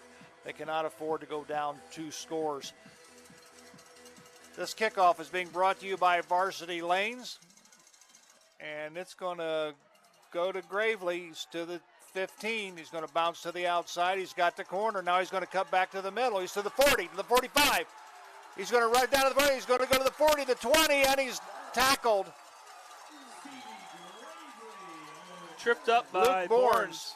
About the 18-yard line. All the way to the 18-yard line. Another return. You know, they had him pretty bottled up against the sidelines over here. That's a big hold right there on Kessler. Put a pancake block on one of the Rough Rider defenders, and he's taking it down to the 20, and he's going to mark it right at the 20-yard line, so it'll be 1st and 10 for London to start this third quarter at the 20-yard line. Wow.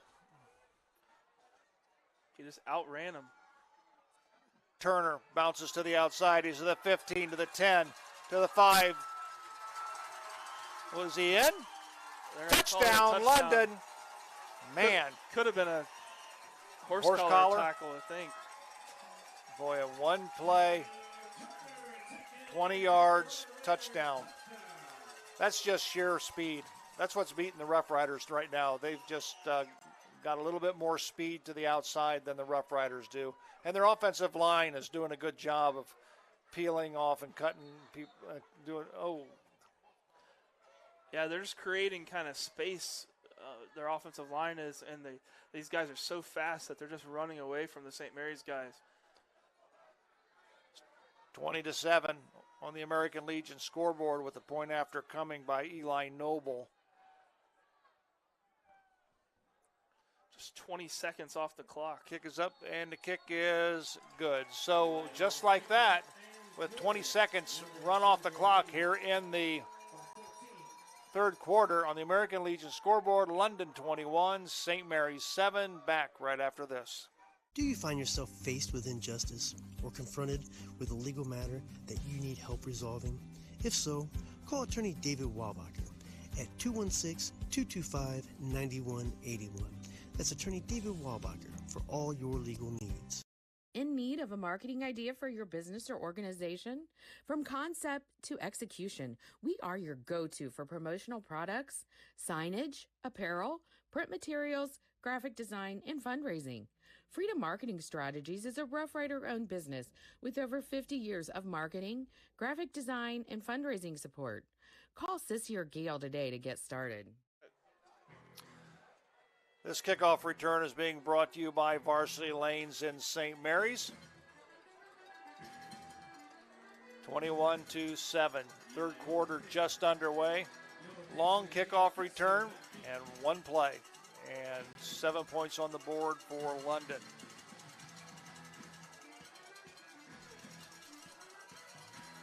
Kessler. And I want to say it's Dylan Fink. The ball will come to Fink at the 12.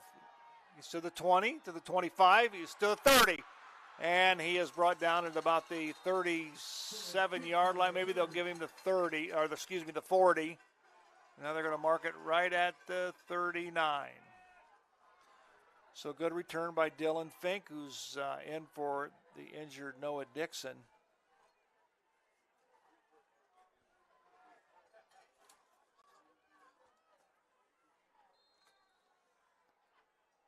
First and 10 for the Rough Riders. They'll have it at their own 39-yard line. I think this drive is key, Zach. Yeah, they got to get points here. They need to get a touchdown here. You can't go down three. Can't go down three at all now. Trey Moore, sweep to the left, and he'll get maybe 1 yard on the play. I like the idea. They're trying to get some speed there with Trey Moore to the outside. It was just, to me, is too telegraphed. You knew exactly where the ball was going. There was no fake.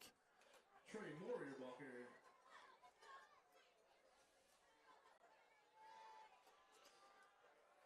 Jim Turner able to stop. That'll bring up second down. Bell Brooks leads Wapak at the half 21-7.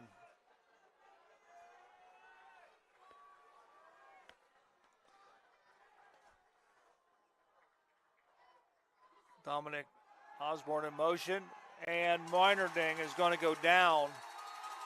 And he's going to be slammed to the ground, and there's a Roots Pub penalty flag. Yeah, they slammed Meinerding to the turf, and that was uncalled for. After the whistle, too. You know, he's wrapped up. Whistle's blown right about now, and he still took the extra swing. So that'll be a first down by penalty. It'll be a big one, 15 yards. Well, that's huge right there. It's a break that this offense needed because they were digging themselves a hole. So the football will be cross midfield and into Red Raider territory. The ball will be placed at the 48-yard line. So a break for the Rough Riders.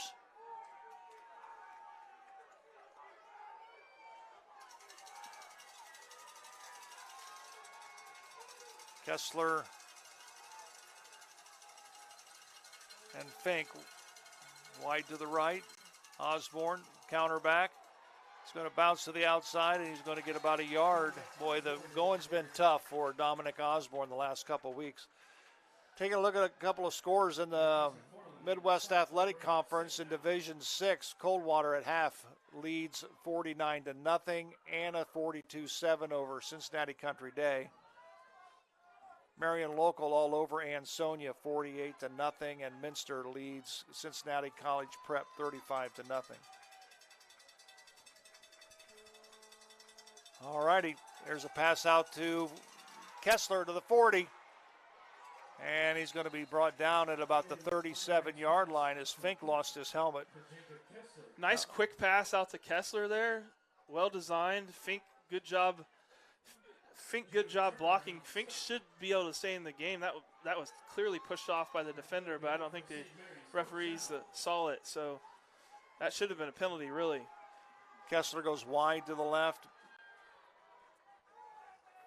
Mabry in the slot to the left. Meinerding under center. Mabry in motion. Give the ball to Caleb Schmidt, and he'll bull forward for about 4 yards. We'll call it second down and 6. Well, we know this team's not going to go away, right? Absolutely. They're going to keep believing. They're going to keep pushing forward, taking their scores where they can, and stay in the game.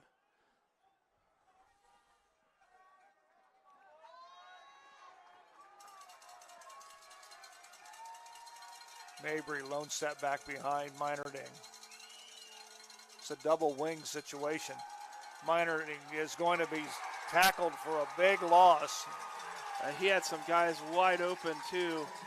that was a formation that I've never seen before. It's almost like a double slot, so to speak, but the wide receivers are just like extended tight ends. Yeah, and the fishball out here in the flat was just absolutely wide open. Just not well blocked up front, giving Meyerding had no time to see any of his guys. So to bring up 3rd down and 16, ball is at the 48-yard line. No, excuse me, the 43-yard line. 2 receivers wide to the left. Mabry lone set back. Meyerding goes straight back. He's going to throw it out to Osborne, and it's incomplete. He kind of threw it into double coverage. Pretty good route from Osborne there, though. He made a nice outcut, and he had him open. Just kind of threw it behind him. So to bring up 4th down and 16, 8:04 remaining in the 3rd quarter. Brady Triplett on to punt the football.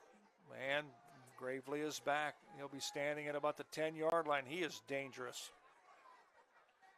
Hopefully they talk to Brady Triplett about kicking it out of bounds here. A low liner is going to take a hop, 2 hops, and it's going to come to Gravely. He picks it up at the 5, and he runs out of bounds. We have a flag down. Triplett got hit on that, Joe. And Triplett is down. Now they're going to wave it off.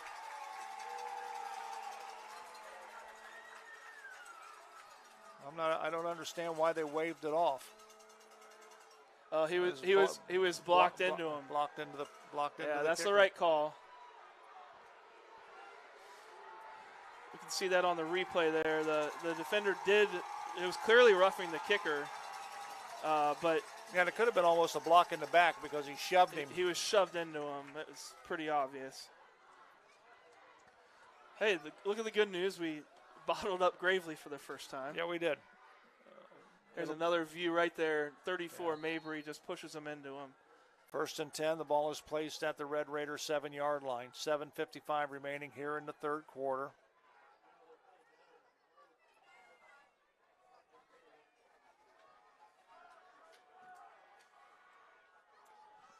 There's Gravely up the middle. He's going to bat. He's to the 20. He'll be gone. He's to the 40, to the 50, to the 40, to the 30, 20. He's going to walk it on into the end zone. Man, Steve Gravely. He's 93-yard touchdown run, and just too much speed. Oh, absolutely. Very well blocked. Well blocked, and he just outruns Dylan Fink. And London leads 27-7 on the American Legion scoreboard with the PAT coming.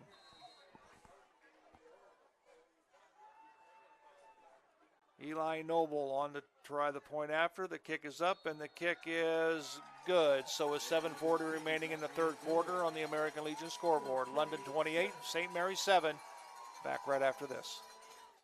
St. Mary's traditions include football, SMAB, and Fowler's TV. Founded in 1957 by Richard and Peggy, Fowler's TV is celebrated, like a Roughrider first down, for its dedication to high-quality electronics, custom installations of indoor and outdoor TVs, Sonos sound systems, surveillance systems, and so much more.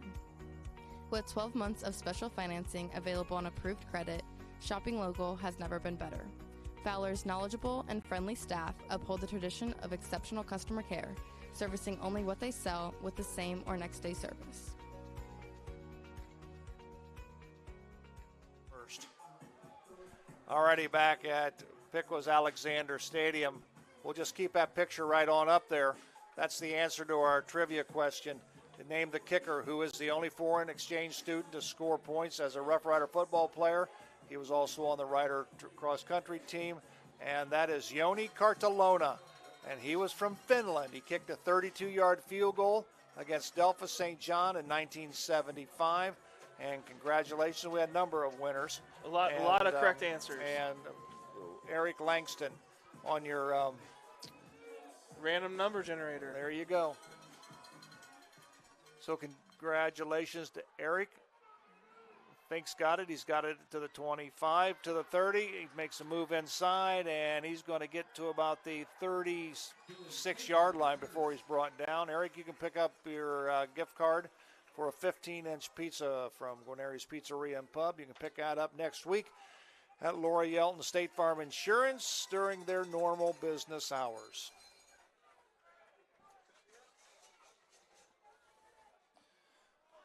So the Rough Riders will have it 1st and 10. 7:32 remaining here in the third quarter. And just like that, just 2 quick touchdowns, just getting away from the Riders.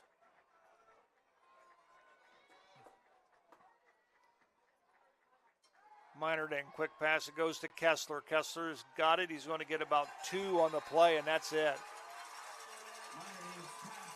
Well, they tried that quick pass again out there. Fink blocked it pretty well, but they were ready for it that time. They had 4 or 5 guys. Kessler kind of broke the wrong way. Should have took it a little bit to the inside quicker. Here comes Parker Beam. He'll come wide to the right. Ball is at the Rough Rider 38-yard line. Minerding has the football, throw it, and he throws it in the ground in front of Parker Beam. A nice boot there from Minerding. It did have a guy right on his back, and there is a penalty down. I do. I see a Roots Pub penalty flag on the field. We'll see what happens.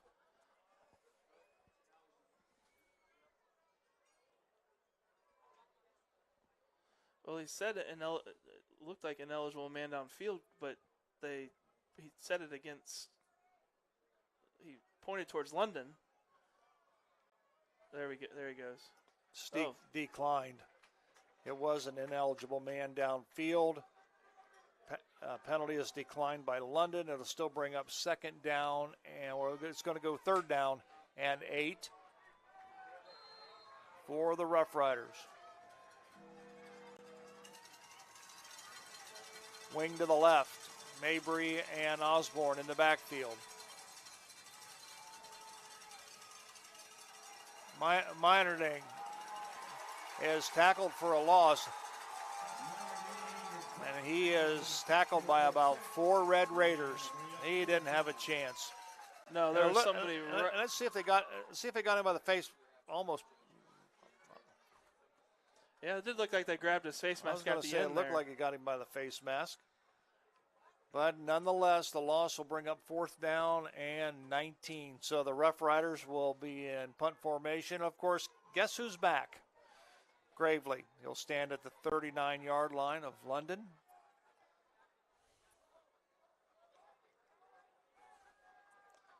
Triplet. High punt. It's going to hit the ground. I think that's probably the smartest thing that's happened. Yeah. You tell him either kick it out of bounds or kick it so high and short. That he can't run it back. Absolutely. That's a smart move. And that's what they did.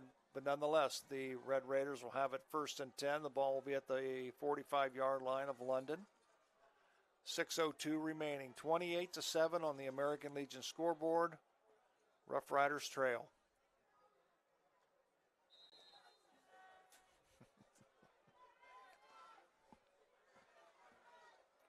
Well, the Raiders have had the ball definitely less than a minute here in the second half, and they've got 2 touchdowns to speak for. It's pretty tough to do much for the Riders when they're scoring that quickly. Noah Solers on the carry. We'll give him a gain of 2. We'll call it 2nd and 8. Now you can see possibly London starting to stay inside tackle to tackle just to basically run time off the clock. Yeah, you got a 21-point lead with 5 minutes left in the third quarter. You should almost. All they need to do is pick up first downs.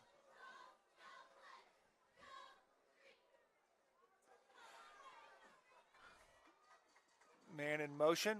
That's Turner, and he'll dive forward for a couple. We'll call it 3rd down and 6.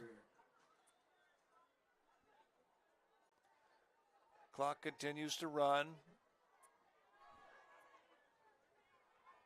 5:03 remaining in the third quarter.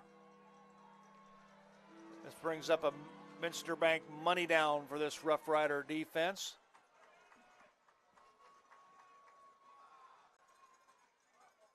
Well, that's just almost like I think it's just right QB up the middle, sneak. like a quarterback sneak. Yeah. Just a couple yards, not much. 4th down, they're sending out the punt team. Just happy to run the clock down. I mean, yeah.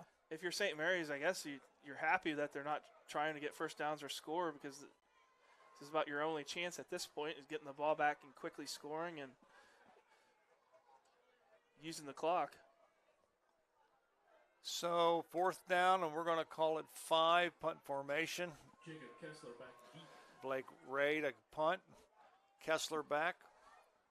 Ball will bounce 2 hops, and it'll roll inside the 10, inside the 5, and it will be blown down at about the 3-yard line. So not really sure. Kessler might have picked that up on the hop and at least saved him about 12 yards. Well, St. Mary's had a block on that time, so they were trying to block, so he didn't have any blockers back because they were trying to block the ball. But yeah, coach is talking to him on the sideline probably about get up there and at least get a fair catch in that. Yeah.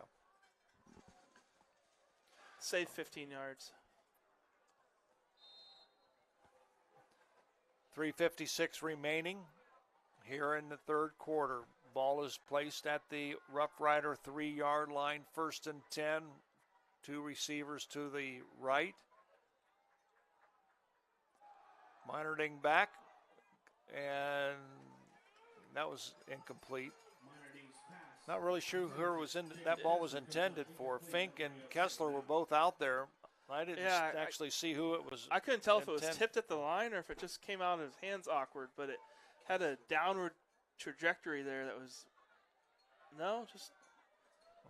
I think it just underthrew Kessler. I think he was trying to put it where he could come back to it a little bit, but not enough. 2nd down and 10.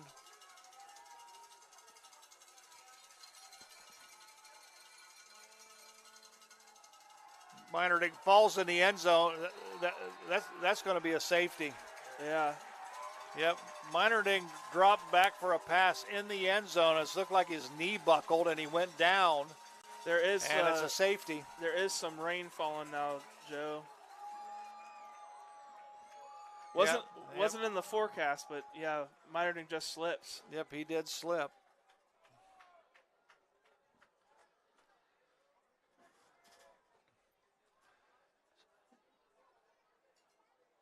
(30-7) with the safety. Of course, the Rough Riders will now either have the option to punt it or kick it to London, and of course, I think they'll get it at pretty good field position because they'll kick it from the 12. While they do that, we're going to take a quick break. We'll be right back. I don't always put a new roof on my house, but when I do, I call Eric Anderson with Grand Lake Roofing. If you're looking for a fast, reliable, trustworthy roofing service, give myself and my team a call at Grand Lake Roofing, 567-890-ROOF.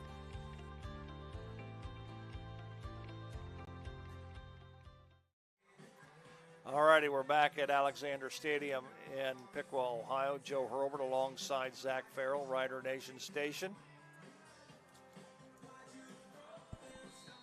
And they're going to put it on the tee, and Brady Triplett's going to kick it off.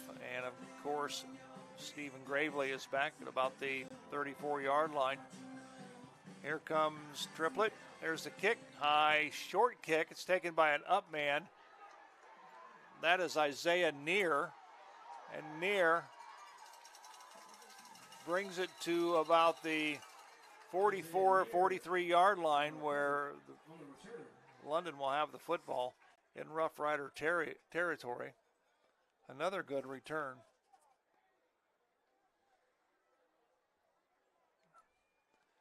So it'll be 1st and 10, London Red Raiders at the Rough Rider 43-yard line. 3:42 remaining here in the 3rd quarter.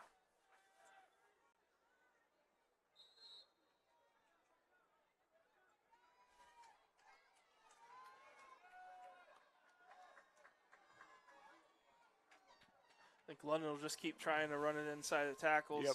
run the clock out.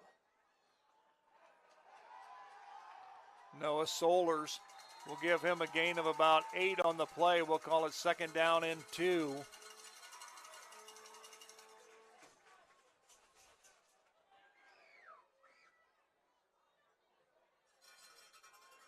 Well, now I know why they don't throw much. Yeah, they've got some major running backs. They got some pretty speed. good. They got a few weapons.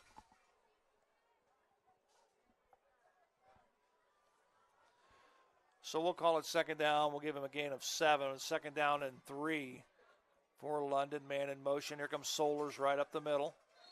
He's going to be stopped a little bit short. We'll give him a gain of 2. It'll be 3rd down and 1. This bring up a Minster Bank money down for this Rough Rider defense.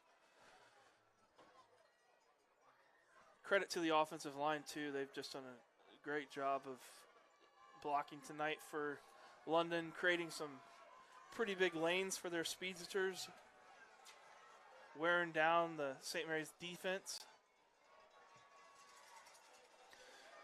2:28 remaining in the 3rd quarter. 3rd down, we're going to call it 1. I believe London's in 2-down territory regardless. We got a Roots Pub penalty flag on the field. We'll see what this is all about. They're going to call encroachment offside on the defense. And that'll give the Red Raiders a penalty via the penalty.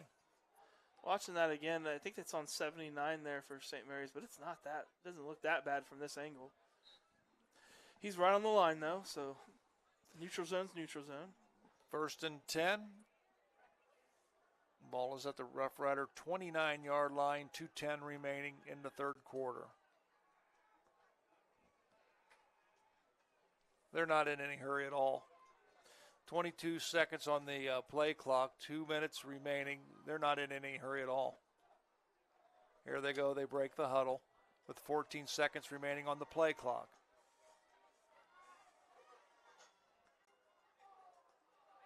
Man in motion. Give the ball to Turner. Turner breaks a tackle, and he'll be brought down after a gain of about 6 on the play. So it'll bring up 2nd down and 4. Yeah, they're not in any hurry at all. No, so they're going to go ahead.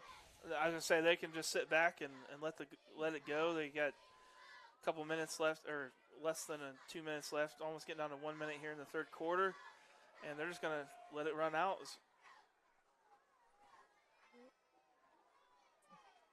Play clock under 10. Man in motion. There goes Gravely. And the ball's loose.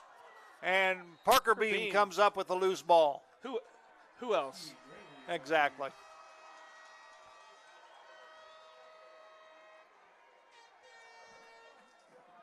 Nice hit. Ryan Revolt, I think. Yep. Nice stick there right in the middle. Yep. Ryan Revolt jars the ball loose, and Parker Beam right there to recover the loose ball. So the Rough Riders get a break. 1:01 remaining in the 3rd quarter. The ball will be placed at their own 11-yard line.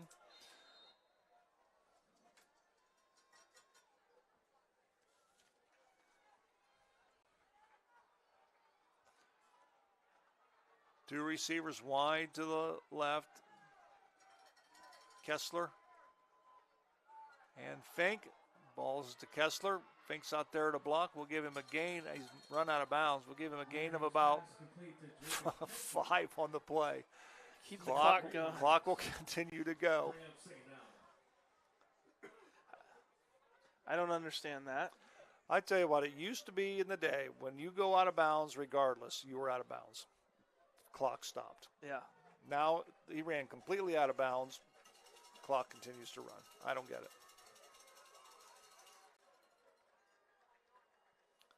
We're going to do the same thing, pump fake, and they're going to go deep, and the ball is going to be well out of the reach of Dylan Fink, but better nobody to catch it than it being picked off. Kind of a neat play call there. They tried to, fake like they were going to run the same quick pass out to Kessler, pump faked, and then threw it deep to Fink. If they're not down 30-7, I can see a team really biting on that. So it'll be 3rd down, and we'll call it 4. 21 seconds remaining here in the 3rd quarter. Long count at the line of scrimmage. Minerding goes back, and he'll throw it to Kessler, I believe, and that'll be a Fowler TV first down. We'll give him a gain of about 7 on the reception. Good little 10-yard out, or 10-yard stop from Kessler. Nice throw from Minerding right in the breadbasket. Watching the replay here. 2 guys from London on him, but they gave him plenty of space. Let him catch it. 3 seconds remaining, 2, and they get the play off. I think that's Osborne. And we'll give Osborne about a gain of 1 on the play. That's going to end the third quarter of play here from Alexander Stadium on the American Legion scoreboard. London 30, Roughrider 7. We'll be back. Are you in the need of storage space? At Spring Street Storage, we have several units to help organize your life. From 10 by 10 to 10 by 30, we have units to keep your valuables dry and clean. We offer monthly rentals and long-term discounts. Give us a call at 567-279-1536 for all your storage needs.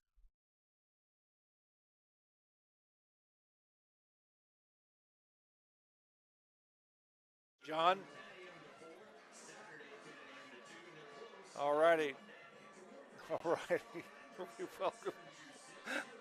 We welcome you back to Piqua Alexander Stadium for the 4th and final quarter. Rough Riders have their work cut out for them, Zach. They trail in this ball game by 23 points. Sure do, but they're fighting right here, making a drive. It's not over yet. It's not good, obviously, but if you're a senior out there, this might be the last quarter of your football career. You have no reason to not play your heart out at this point. So the Rough Riders will have the ball second down and 8 at their own 26-yard line.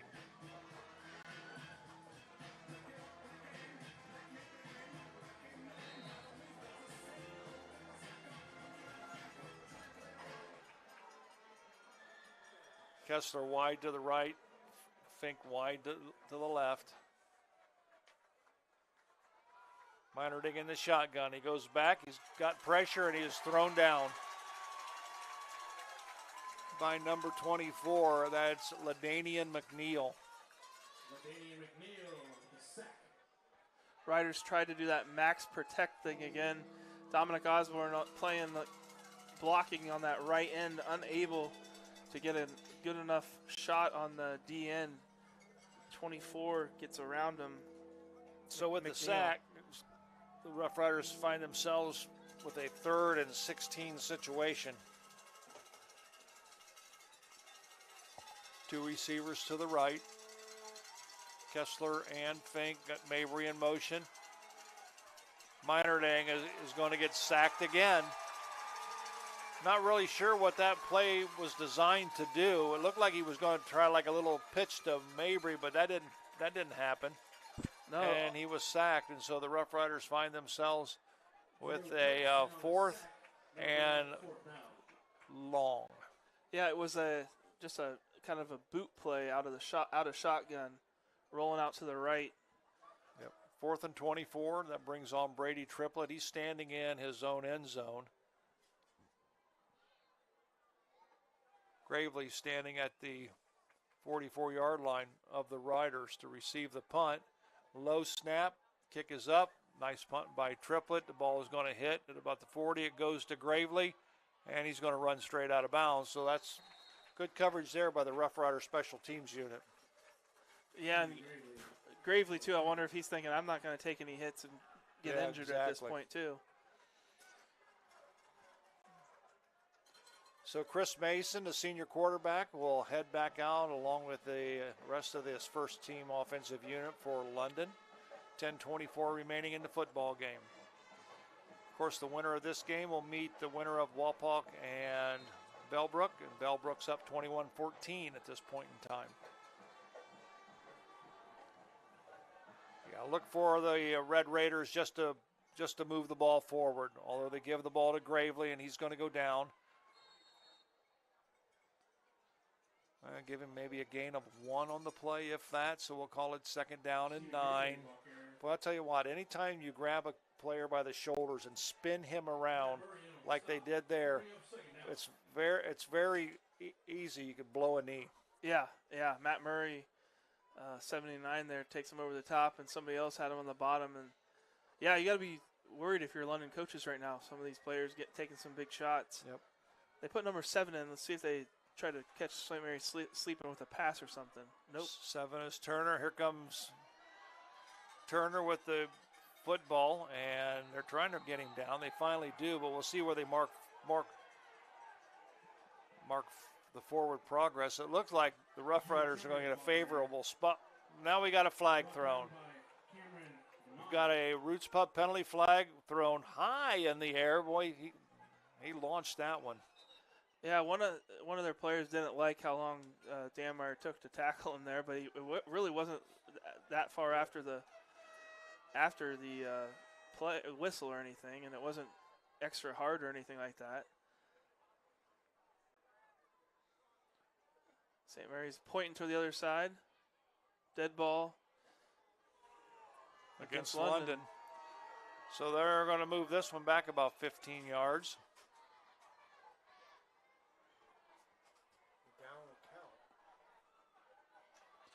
So they'll place the ball at the London 40-yard line. We'll call it 3rd down, and it's probably about 23 yards. Yeah, almost 25 yards. 9:22 remaining in the football game. Rough Riders trail 30-7 on the American Legion scoreboard.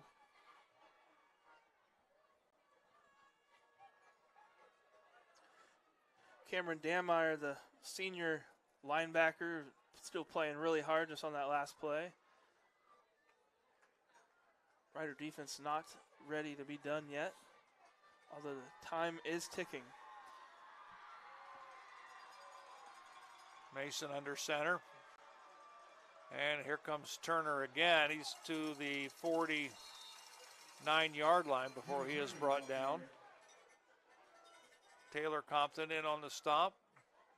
Also Luke Bournes.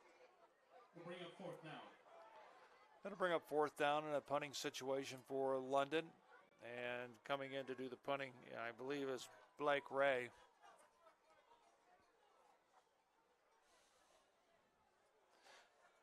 Clock continues to roll. 8:19 on the American Legion scoreboard.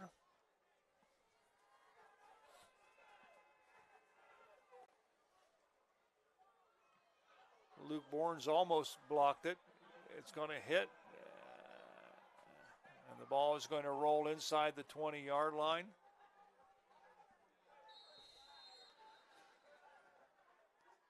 There is a penalty marker down. I think it's going to be on Ryan Revolt for a block in the back.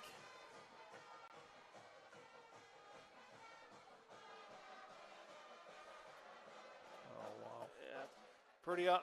Pretty obvious. So the Roots Pup penalty flag flies on the field, and the Rough Riders have been flagged again. So this will move the ball even deeper into Rough Rider territory.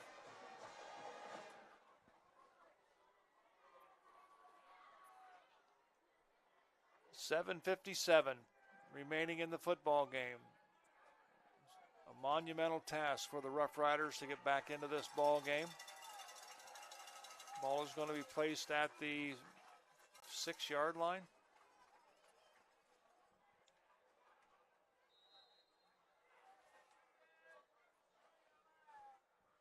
So Jake Snethkamp checks into the ball game.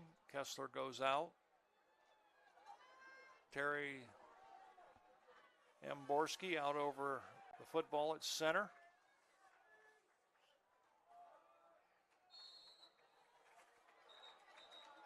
And Dylan Fink loses his helmet. It's the second time in a... Yep, he's got to go off for a play. Caleb Schmidt checks back into the ball game. He's got to figure that out. Did you by any chance remember Caleb Schmidt and Colton Mabry's yardage that they ran? Did you see that in the first? No, but I can check it. Yeah, let's do that because we know that they're closing in on 1,000 yards. It's been tough going.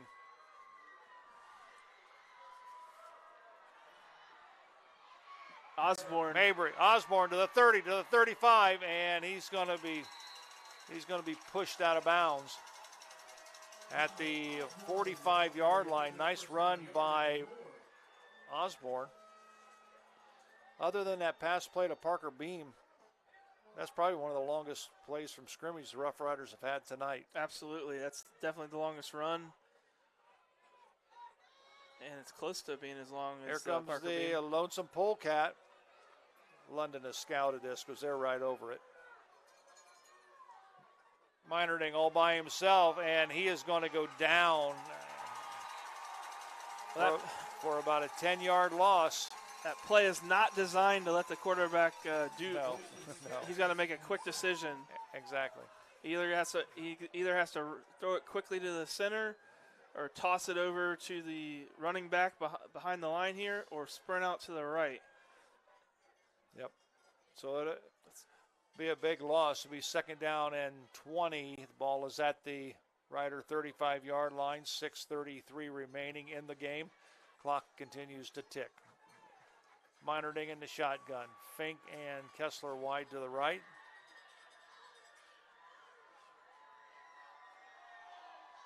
Ball is tipped up in the air. Oh, I'm sorry, that was Parker Beam out there, but he almost had the tip. I don't know if I would have. Is that a catchable ball when it goes Absolutely. off one receiver to the other? Yeah, it's a live ball. It's just it's tipped. It could be intercepted, Almost. caught, anything. Parker Beam almost had it after it tipped off the hands of Kessler. It just can't go forward if there's possession. So there's no possession. It's still a tipped ball. Yeah, Kessler is going to launch it up. Parker Beam is out there, and it is incomplete. Man, that was a good deep throw, though. Had a little air under it. Yeah. He's got a heck of an arm, really. If you look at that, that was thrown from the 30. 27-yard line and up to the 29, about a mile in the air. So. All right. Brady Triplett on to do the punting for the Rough Riders as they find themselves 4th and 20. Gravely still back to receive the punt. Triplett kicks it, and it's going to go right to Gravely. He's going to let it bounce, get out of the way. And it's going to roll dead at about the 23-yard line. They may have told Gravely just don't even touch the ball at this point. Yeah.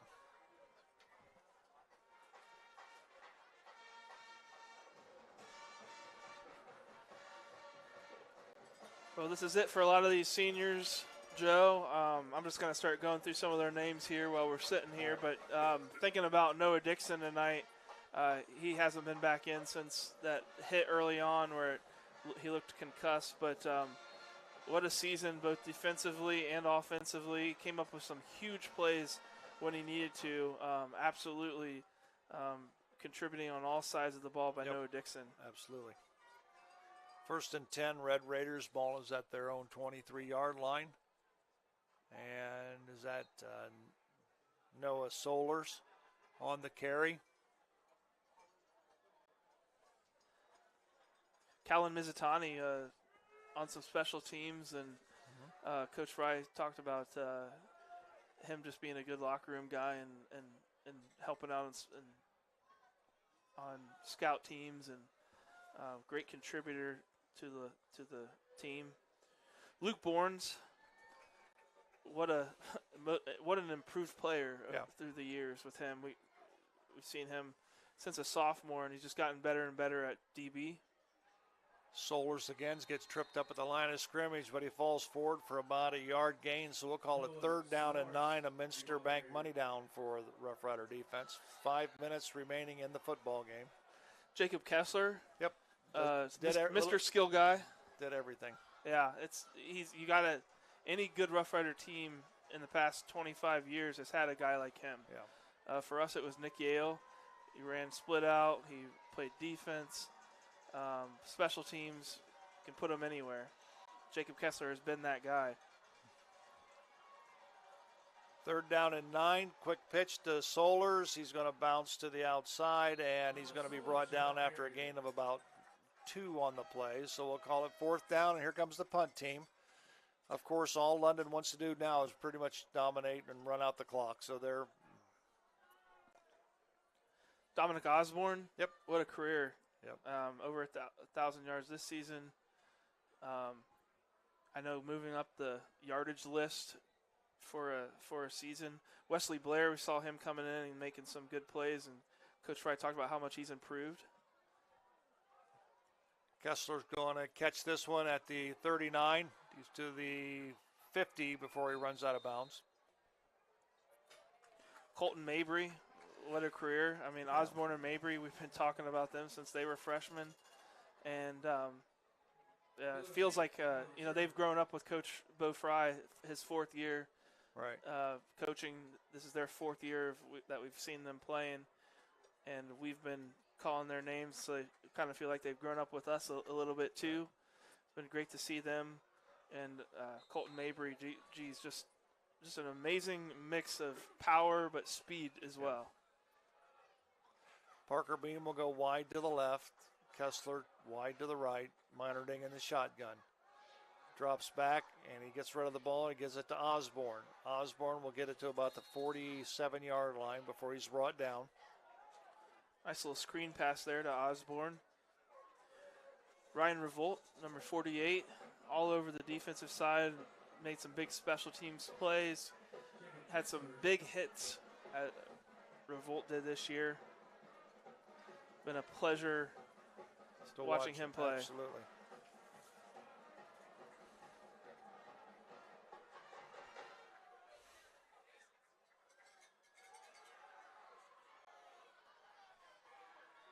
So Mabry on the catch. He'll maybe get back to the line of scrimmage, and it's going to be 4th down. I think the Riders are going to go for it. Tried to throw the screen basically back to the other side.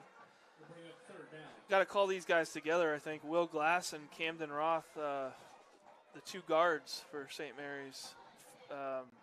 We've been calling their names for 3 years now. Roth All-League, all first-team Western Buckeye League. Was he lineman of the year? I think that's Broski. No. Meinerding to Osborne, and it's incomplete. Meinerding's pass intended for Dominic Osborne comes up incomplete. That'll bring up 4th down. 2 minutes and 39 seconds remaining. I think it'll be, it's 4th down for the Roughriders. No, you're right. It was Camden Roth.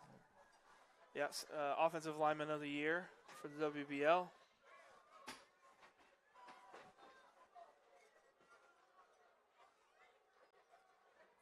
Kobe Reinecke, we've seen him in a lot at tackle. Big number 70 right there on your screen. Just bowling over guys. Parker Beam, and the pass is incomplete. We've got a Roots Pub penalty flag thrown. It's going to be pass interference on London. I was hoping, at this time of the game, 30-7, sometimes that flag stays in the pocket, but that's the right call there. He's up into Parker Beam's face without a lot of, with not looking back to the ball at all. Pretty obvious. Terry Umborski, the center. Gosh, what a gritty player. Yep. And I tell you what, I saw him a little bit come back out on the field. He's limping a little bit. Of course, he sprained his ankle last week, and he played hurt. And I'll tell you what, he's a gutty player. Another player playing hurt but playing really good is Gavin Ehlers, 73. He's had an arm issue for a few weeks, and it hasn't stopped him from coming out here and playing. Meinerding rolls. I'll tell you what, they just came. Nobody blocked him, but he's going to spin out of the tackle, and he's going to run it to about the 35-yard line. He's going to have a loss of 2, but it could have been much worse than that. Nobody blocked the defender for London, and he just had a straight shot to Meinerding. Good athletic move. Yeah, that number 24 has been really wreaking havoc on some of these passes for St. Mary's. He's the DN on that side, just coming off. Ladany and McNeil. Number 78, Ross Bowman out there, senior. Ross has gotten a lot of work in on the offensive line as well. He's kind of the extra tackle that they'll bring in a lot. Second down and 11, 1:43 remaining in the ball game. Passes out. They're going to do the hook and ladder, and they threw it right into the hands of a London Red Raider player, and London's going to have it. And in all honesty, that's probably going to be the end of this ball game. With 1:35 remaining, I think London can pretty much take a knee to run this one out, although the Rough Riders still have 3 timeouts. We'll see what happens. Yeah, just to finish this out, Cameron Dameyer, number 80. Yes, had a good career. Excellent career for St. Mary's on the defensive side. Jack Snethkamp at tight end. He's come in, played all year, had good blocking on that end, really sealed it up well. Keaton Fishball, we saw a big catch from him a couple weeks ago. He's also blocked extremely well at that tight end position. The Rider offense, it's very obvious when you don't have a good tight end position because you'll see guys coming in into the backfield a lot, and we have not seen that this year on that defensive end position. A.J. Hertenstein, defensive line, just a force in the middle there, 91 all year. We've seen him. Caleb Turner, Turbo. Yep.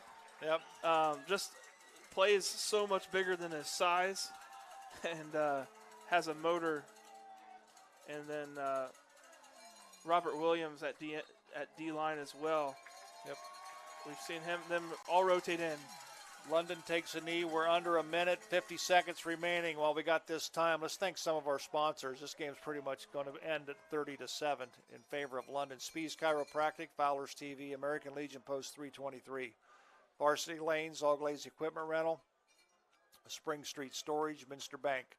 Plus One Professionals, St. Mary's Foundry, Larry Schaff Auto Sales, Laura Yelton State Farm Insurance, Dave Weilbacher, Attorney at Law, TSC, St. Mary's Eagles 767, Roots Pub, Guarneri's Pizzeria and Pub, Rider Rooters, Albert Sporting Goods, Miller Funeral Home, Jackalope Stash, the St. Mary's Alumni Association, Sean Barnett Electrical, Capabilities, Fellowship of Christian Athletes, Buffalo Wild Wings, Buckeye Charter has been on, and also Lucy's Home Decor and Gifts. As time runs out here at Alexander Stadium in Piqua, the final score, the London Red Raiders 30, the St. Mary's Rough Riders 7. We'll take a break. We'll come back and wrap things up for the 2024 football season right after this.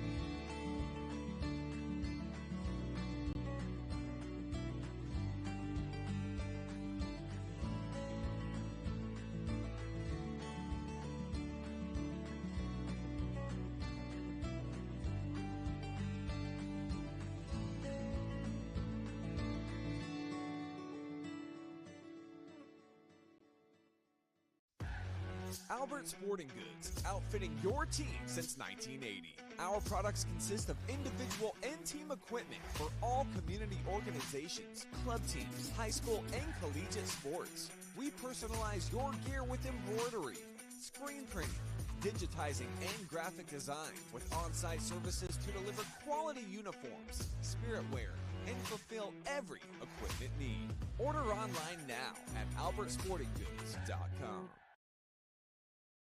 Plus One Professionals Real Estate always goes the extra mile. Besides listing and selling, they offer free use of their moving van and a free interior design consultation to their customers. Plus One Professionals, going the extra mile. All righty, we are back at Alexander Stadium in Piqua for the Fellowship of Christian Athletes post-game show. Of course, the Rough Riders end the season at 10-3 with a 30-7 loss to the hands of London Red Raiders, who are now 13-0 and now will play in the Division III Region 12 regional finals against the winner of Bellbrook and Wapakoneta. And so, Zach, you got some numbers on the ball game? Yeah, just looking through here. First down, St. Mary's 10, London 9. Total yards, St. Mary's 100, London 264. Passing, St. Mary's 8 for 18, London 2 for 8. Passing net yards, St. Mary's 68, London 20. St. Mary's 32 yards. London, keep in mind the sacks Correct. count against the total rushing yards. Correct. 1 fumble lost. Penalties. St. Mary's 4 for 22. Ironically, not a bad night for penalties for St. Mary's. 6 penalties for London for 70 yards. 3 for 12 on third downs for St. Mary's. 3 for 10 for London. Time of possession, St. Mary's 25 minutes and London 21. Individually, Aiden Meyerding 8 for 18 for 68 yards. Caleb Schmidt 7 rushes for 20 yards. Colton Mabry 6 rushes for 24 yards. Jacob Kessler 5 catches for 8 yards. Dominic Osborne 2 catches for 5 yards. For London, Chris Mason 2 for 7 for 20 yards passing. Noah Solers 15 rushes for 36 yards. Pretty good job about bottling him up. June Turner 8 rushes for 84 yards. Stephen Gravely, though, 7 rushes for 124 yards and a touchdown. By the way, June and Noah both had a touchdown as well. So looking a little bit at some of the individual rushers for St. Mary's, Caleb Schmidt 7 rushes for 20 yards. So he falls, just short of 1,000 yards. Colton Mabry 6 rushes for 24 yards. And he needed 79. Gotcha. So just short of 1,000 yards.